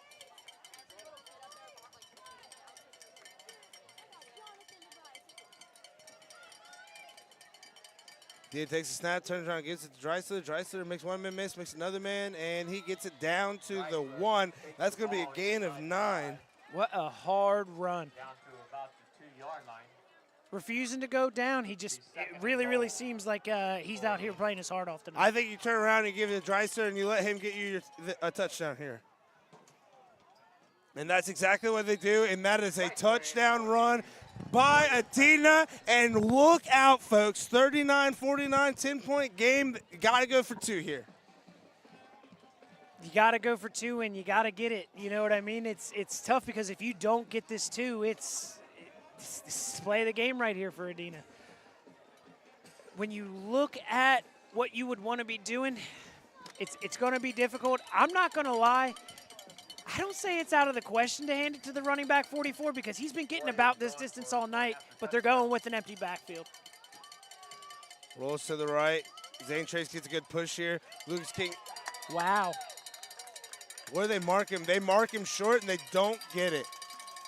What a big play there by Way Zane Trace to defense. stop him. When you stick somebody like that, it is so hard to tackle someone. Lucas King had all the momentum going into him, and the Zane Trace defender stands pat. The dude's like 8'4". He Yeah. could have fell in there. Way to stand your ground, stick your toes into the turf, and mush that guy. Because, again, if he gets that, it is a 8-point game and not a 10-point game. It means they have a chance. Yeah. That's what it means. And I'm not, like, anything can happen. I'll say it a million times. So, Tony, do you go onside kick here, or do you kick it off and try to get another stop? You have to go onside now. If I they would agree. have scored and had the 8, I would have kicked Because it off. if they do the onside and they don't get it, you can still get a stop and get the ball back. It's a little bit further, but you're at least giving yourself a chance to get the ball and drive down there again. You don't want to. And in this game, you don't know what's going to happen for sure. Like, you don't want to beat a dead horse, and I don't know what that means, and it's kind of weird, but it's like you've got to run the ball. Like, if you don't see that here, like, it's almost a crime. Well, I don't know what beating a dead horse is. Does anybody know what a beating a dead horse is? Yeah, when they're dead, you just Everyone here says they don't know what it means either. The whole crowd, even the away crowd said, don't know. It's because they don't move. Is that what it is? You can beat them, and they're not going to go any faster. Oh, for racing. Yeah. We're going to ask Derek to These clear are this the up. important questions that you come to the Ride the Wave Show podcast / live broadcast to answer. And we don't know the answer. And we don't Google, okay? Google's We're going to for sinners. find this answer out the hard way. Google's for sinners. We're going to hit the street. Onside kick. Oh, through the legs. And recovered Fell on by it, number it fell 50. out, and he had to re-grab it. That was pretty fishy right there. Lucas Euler on the recovery there for Zane Trace. If I'm Zane Trace, the only way that ball's going through the air is on the snap. Absolutely. Carter Langley out there in the huddle, sitting right Again, behind the being coach. a true leader to this team. It honestly just looked like Blake Phillips is he getting some juju from Carter? I would be. I'll tell you what, I like it. Give me that Carter juju. He's probably cleaning his gloves, but I like the juju idea because I'm telling you, he's going out here and he's going to get a nice hard run for his boy who can't play today. All righty, 3:21 to go. Ball on the Zane Trace 41-yard line. Zane Trace take a snap, turn hand to Blake Phillips. Blake Phillips is going to be brought down by number 50 of Adena. That is going to be Chase Trevette. As the hip kids say nowadays, retweet that. Send him again, same play, please.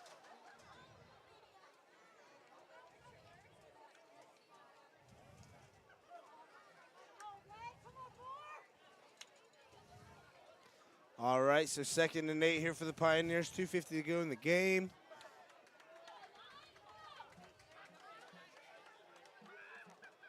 Takes the snap, and like Tony said, as the kids would say, retweet that because Blake Phillips on the handoff, a gain of 6. I'm telling you, you're going to have to get lower than him, and I'm not seeing anybody willing to do it.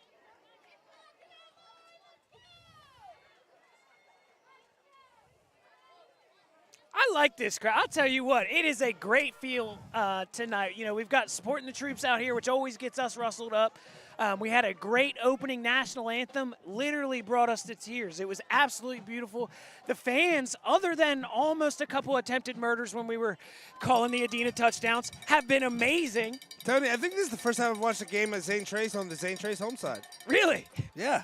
It's been nice. It's been a good interaction. Takes the snap, hand off to Phillips. Phillips met. I would not want to meet him in the gap. Again, guys, you might not be able to hear it I don't think Adena wants to either because they're not meeting him to about 3 or 4 yards down the field. I'm telling you, like, you can just hear it from here. Probably doesn't transfer into the film, but, man, it's a crack, and it's coming from Blake. So, again, with 1:30 to go, it looks like this is going to be a W here for Zane Trace. Look, I'm an old-school kind of guy. Somebody's got to tell our quarterback to tuck his jersey in. Come on now. It's been out here for too long. We're looking like Allen Iverson 95. I'm over it. Looks like Dylan Wares is going to get his first SBC win as the Zane Trace coach here. There's been a lot of great players. There's been a lot of great plays here tonight, Tony. But we want to, again, Gunner, and I'll try and say his last name, McCullough? No, I think it's McCullough. McCullough. I definitely reread it the way you said it, didn't I? Yeah, what you said. So we're going to call him Gunner the Stunner. Wait, I'll get some clarification real quick. Uh-oh, Tony's going into the belly of the beast. McCullough. Okay. So Gunner McCullough, or as we like to call him, Gunner the Stunner, Tony. I think you have. So it is confirmed. I got the headset back on. It is Gunner the Stunner. It is spelled MCCLOGH, some other letters, but it is actually pronounced Gunner the Stunner. Just another confusing thing for the English language. Absolutely. But I think you have to point at Gunner the Stunner. did Aiden Dunn make great plays tonight? Yes. Did Blake Phillips? Yes. But Gun of the Stunner coming into a huge game, first career start for these Pioneers, and coming, not just delivering, but for at least me, over exceeding expectations. Absolutely. I mean, you couldn't have asked for much more. I mean, you're getting 49 points on the board. I mean, geez Louise, what a game by him. And like you said, so it looks like Zane Trace just lets the play clock run. Oh, no, they take a timeout there. I know I'm weird, but somebody's got to get this guy's jerseys tucked in. Come on. But again, Gun of the Stunner, other than his jersey not being tucked in, comes in. And like you said earlier in the broadcast, Tony, it doesn't look like Zane Trace changed their game plan at all. Consistency, yes. man. Like, literally, it didn't matter what big play happened for Adena, what big hit happened for Adena, penalties, anything. Consistent throughout the game, doing the exact same thing. Didn't shy from the game plan, almost to a point where we're sitting here yelling at the guy. Yeah. But stuck to it, and to be honest with you, and the crazy thing is, it's not like they came out and said, let's run it and then see what he can do. The first 2 or 3 plays are big bomb passes out of him. Mm-hmm. That really only needed a little bit more time to be a little bit more on point as well, because, man, it took some big hits with that. So, minute 26 to go in the game, 49-39, 4th and 1 for Zane Trace. They might try and power their way in for a first down here, and if they do, that will be the ball game.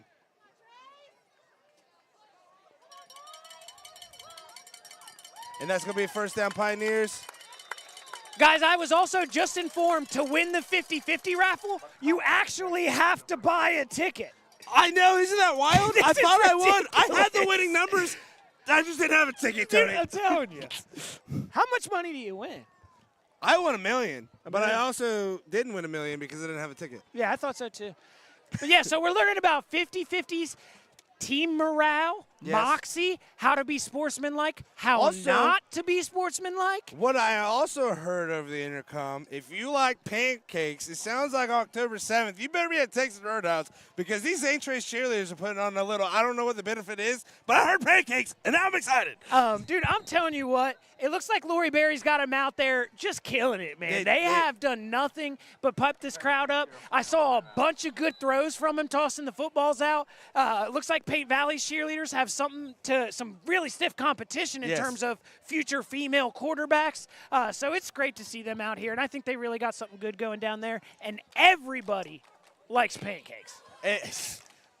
Everybody, especially me, Tony. I'm a big pancake guy. We're 1 minute and 3 seconds away from listening to some hippity-hop music and hopping back on our tickety talks, because I'm telling you what, bud, this was one hell of a game, and Zane Trace is going to go home, chill, kick back. And you're talking about the hippity-hop music. There's no hip to hop and hippity-hop more music than this Zane Trace band tonight, dude. They were killing it. They were absolutely on fire. I'm telling you right now, I don't know if it's a saxophone player or Kenny G, the tuba player, again, competition for Paint Valley, the last great tuba player I've seen.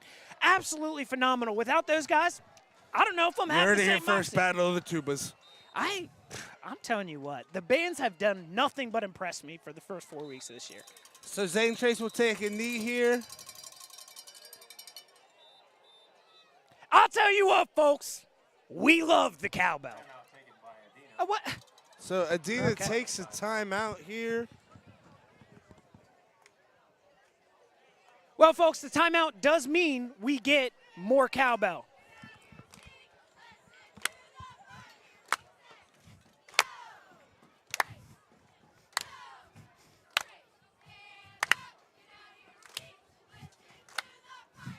Oh, dang! This cheerleader is killing it down here. She just did like 87 flips. Oh, my God, and another one! How do they do that? Put these girls in the Hall of Fame! Is that Gabby Douglas? Mother of God! Ladies and gentlemen, I just watched a cheerleader do 87 flips in a 5-yard span. I literally did one at Paint Valley and tore both my hamstrings. One time I thought about doing a flip, and I think I broke my leg. I'll tell you what, it has been an absolute blast out here tonight, guys, and I can't say thank you enough to, A, all of the troops, and B, to Zane Trace. They've been awesome. Zane Trace has had a great hospitality here, great fans. It's been a fun game to watch. So Zane Trace taking the knee here. Again, they're going to be 49-39 winners. They're going to be 1-0 in the SVC. Adena is going to fall to 0-1, 0-4 on the season. Zane Trace goes to 2-2 on the year. Tony, what are your thoughts? Let me ask you this. How do you feel about that timeout? Is there going to – the timeout by If you Adena, took a was that an timeout obsolete to put timeout? in some JV players just so they can say they're on the field for a Friday night, not mad about it. But that does not look like the case, so I really don't get it. Maybe. I don't think that I ever saw – oh, no, that's too early. So that is going to be a wrap, folks. Again, your final here, 49-39. The Zane Trace Pioneers start their reign as SVC champs again, starting out 1-0 on the season. What a game, Tony. Absolutely. I mean, some of the best plays you could ask for. We're talking punt returns. We're talking kick returns. We're talking long slant routes. We're talking anything you could ask for from a playbook. It happened tonight successfully. I love every bit of it. And, again, one hell of a game by Zane Trace. Way to keep your composure. Way to continue to do the things that got you a championship last year. Again, there's a lot of times that if I was on that Zane Trace team, I'm losing my cool. I really would. If I saw one of my brothers get taken out like that, I'm an idiot. I'm losing my freaking cool. Well, and I'll for agree them with to you not there, do Tony. that and then do it in a legal way where you're going to wait. So as soon as you say hike, that's my time to get back at you. I'll agree with you there, Tony. You're an idiot, but that is why we hired you, because we're all a bunch of bands of I'll idiots. tell you what, most pleasant idiots you got on the planet. So it looks like next week Zane Trace will travel to Piketon. Now that's a game to circle on the calendars, fellas. We won't be there, but it's a game that everybody want to watch. The favorites going into this year and the defending champs from last year meet head-to-head to one big battle next week. Tony, any last words before we get out of here? Again, it's a thank you to all of the players, all the coaches, all the fans, not just for Zane Trace. Thank you for a great game. Man, that was phenomenal. That was some great football. I loved every bit of it. We got to see a little bit of everything. It looks like Adena is out here doing jumping jacks right now, possibly of some form of punishment. I don't know, because the cheerleaders are in with it. So when you go down, you go down together. One thing I want to point out again is the great play tonight by Gunner the Stunner. Again, stepping up into a huge role. Into a huge role like that. We're going to take a break here. We'll be coming back here in just a few minutes with a couple of interviews for you guys.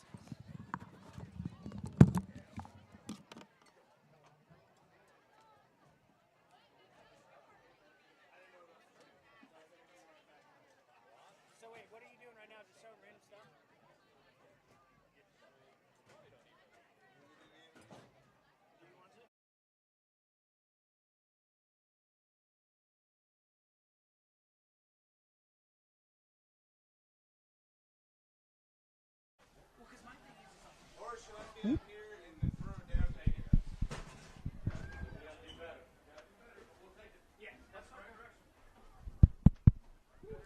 Hello.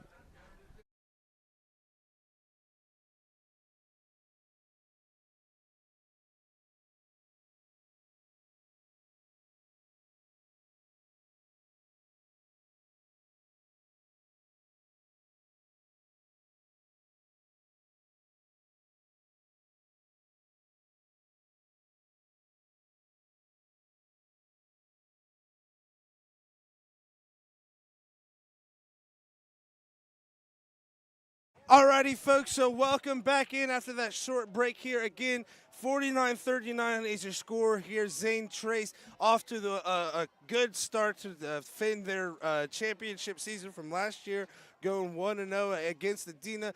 Tony is going down to get some interviews for you guys. What a great week here to start the season. To kind of give you guys a little bit of track of what goes on,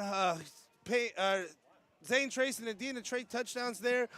Turning point in the game was a huge block field goal by Bryce Johnson that gets picked up and returned by Gunner the Stunner, as we've been calling him all night. He is a freshman quarterback. That's what it says here on our roster. Stepping in for the injured Carter Langley in a we don't want to say a must win for the Pioneers, but a game that really is going to project them through the season. They start off with a couple of bad losses at 0-2, get a big win last week, come in this week, get a big win against Adena, and it's just something that is really going to be a huge step forward for this program. Head coach Dylan Wares of Zane Trace gets his first SVC win for the Pioneers.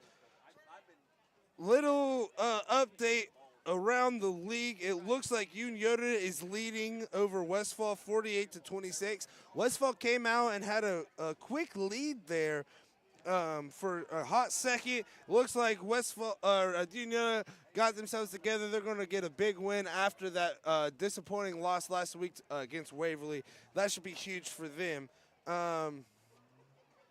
Going back, it looks like Piketon, they beat Huntington, and that is who Zane Trace is going to be playing next week.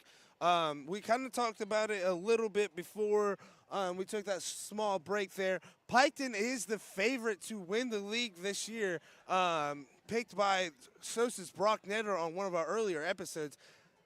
And Zane Trace, they're the winners of the league last year, and they're showing tonight, hey, I know we won last year, but I know our hangover fever is not gone. We're here to win and to take over and do what we need to do. And again, another win on the military appreciation night. That's going to be 2-0 win for us when we're at a military appreciation game. If that shows you how much we appreciate the military.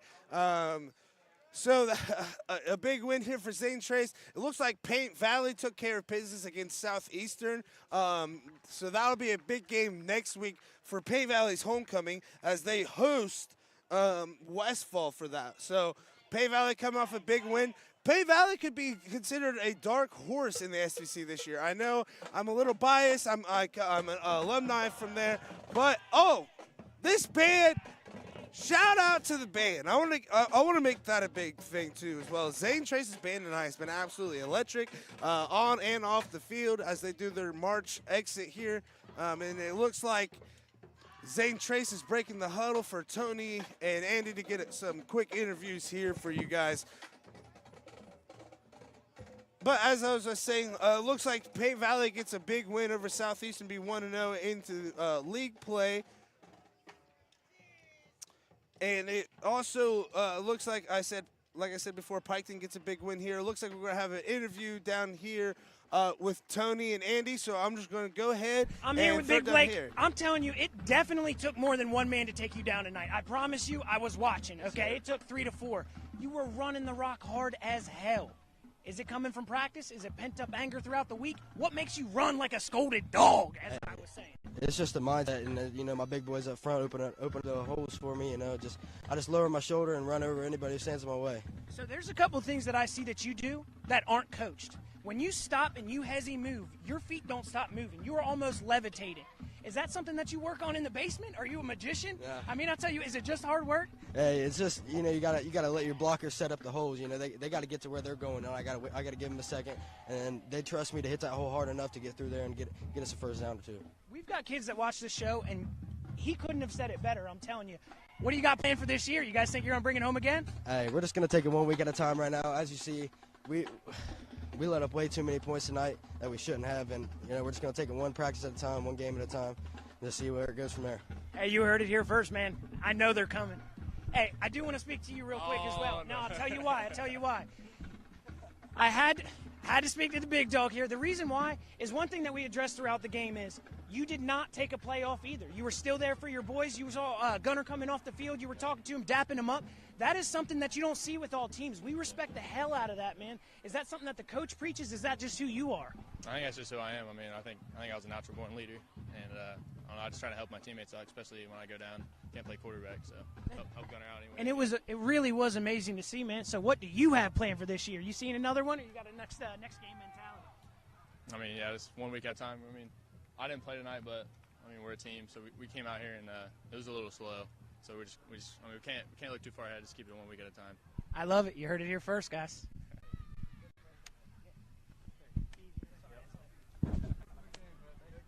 Not Great interviews there with Carter Langley, not playing tonight in lieu of the injury with Gunna the Stunner coming into place for him. Great interview there by Blake Phillips. Great interview there by Blake Phillips, saying all the right things there, and that's what you want to. That's what you want to hear if you're at home watching here. Blake had a great game. He could have taken all the glory, everything like that, but instead he gives the shout out to his teammates, shout out to his offensive linemen, and that's who you need to talk to whenever you are. It looks like Tony's got the star of the game here, Gunner the Stunner. We are here. Now, we gave you a nickname tonight, okay? Yep. Gunner the Stunner, okay? I don't know if anybody ever called you that before. Stunner Gunner. You literally, I've been called that before, you've earned it tonight. I promise you. The thing that I want to say, you may think you played like crap, but you played with the amount of moxie that you need to win. When somebody throws you down on the sideline like that, you got back up, you got back in the game, and made the next play. Is that a mentality you get from your family, the coach, My your dad. boys? Absolutely. Can you speak on that a little bit? My whole life, he's just guided me through being tough. You got to be. This is a tough sport. And to get through it, you got to have rough skin. So. Just like you said, man, you got back up. You didn't get emotional with it. I'm sure you were upset and mad. That was kind of a dirty play to me. I wasn't happy about it. And I don't want to harp on that because I want to jump back to your great play. There was a lot of things that I saw, even early on in the game. Second play of the game, you're taking that deep throw. You're standing in the pocket, looking that defender in the eyes and making that throw. Where does that come from such a young player? Probably the most encouraging person is Carter. Yeah. He encouraged me.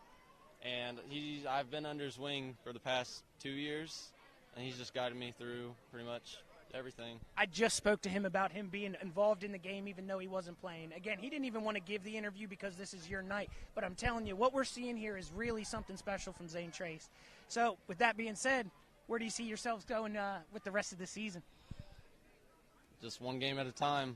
You are the third person to say it, and I'm telling you, it's a mentality to have. I'm very interested to see where you guys go, and it looks like he can put up enough points to run with the best of them. Yeah. That's all we can try to do. It was a pleasure to watch you, man. You had a great game. Don't sell yourself short. Gunner the Stunner right there. We've been calling him all night, baby. Keep it up, guys. Hey, great game, man. Great game. And really, off camera, dude, I'm not kidding. Don't sell yourself short. And then, again, that's just going back to the culture here at Zane Trace. Tony's trying to get good clips there, doing his job, wanting them to talk about trying to run it back to get another championship this year in their focus. One game at a time, especially with that next game being Piketon. That's going to be a huge game for them. It's going to be a real turning point in their season. Does Zane Trace have what it takes to come back and win the league again? Or is Piketon really here to come? Again, Piketon coming off a huge win here against Huntington tonight. I think it was 30-0 last time we checked. I think that might have been the final score. Watch out for this Adena team. They had a lot of good things happening for them tonight. Scoreboard not what they wanted, but great plays out of the Warriors here. Trace, but it's pretty difficult to not root for you when you're out there playing both sides of the ball. Mm-hmm. Where did you learn it? Do you like receiver? Do you like cornerback? Which one you like more? I like both of them, but, I mean, whatever is going to give me more opportunities to do more stuff because I think it's going to help. I love every second of it. The one thing that I see is you guys play with a lot of energy. I saw a lot of moxie. I see a lot of people jawing out there. I see a lot of good things coming from you guys. I wouldn't want to play you. I'm telling you that right now. But when you have things like that interception, what was better, the touchdown or the interception? The interception, because it led to the touchdown, and then that gave us a lot of momentum going into the second half. I was a cornerback as well when I played. I love every answer. It was a pleasure to watch you, man, and keep up the great work. Don't worry about my fantasy team. I love you either way. Okay? Thank you. Alrighty, so that is Joey Francis that Tony gets a hold of there. He has a great game tonight, not like as Tony was talking, not just offensively, but defensively as well. And it looks like he's going to catch up with Lucas King here.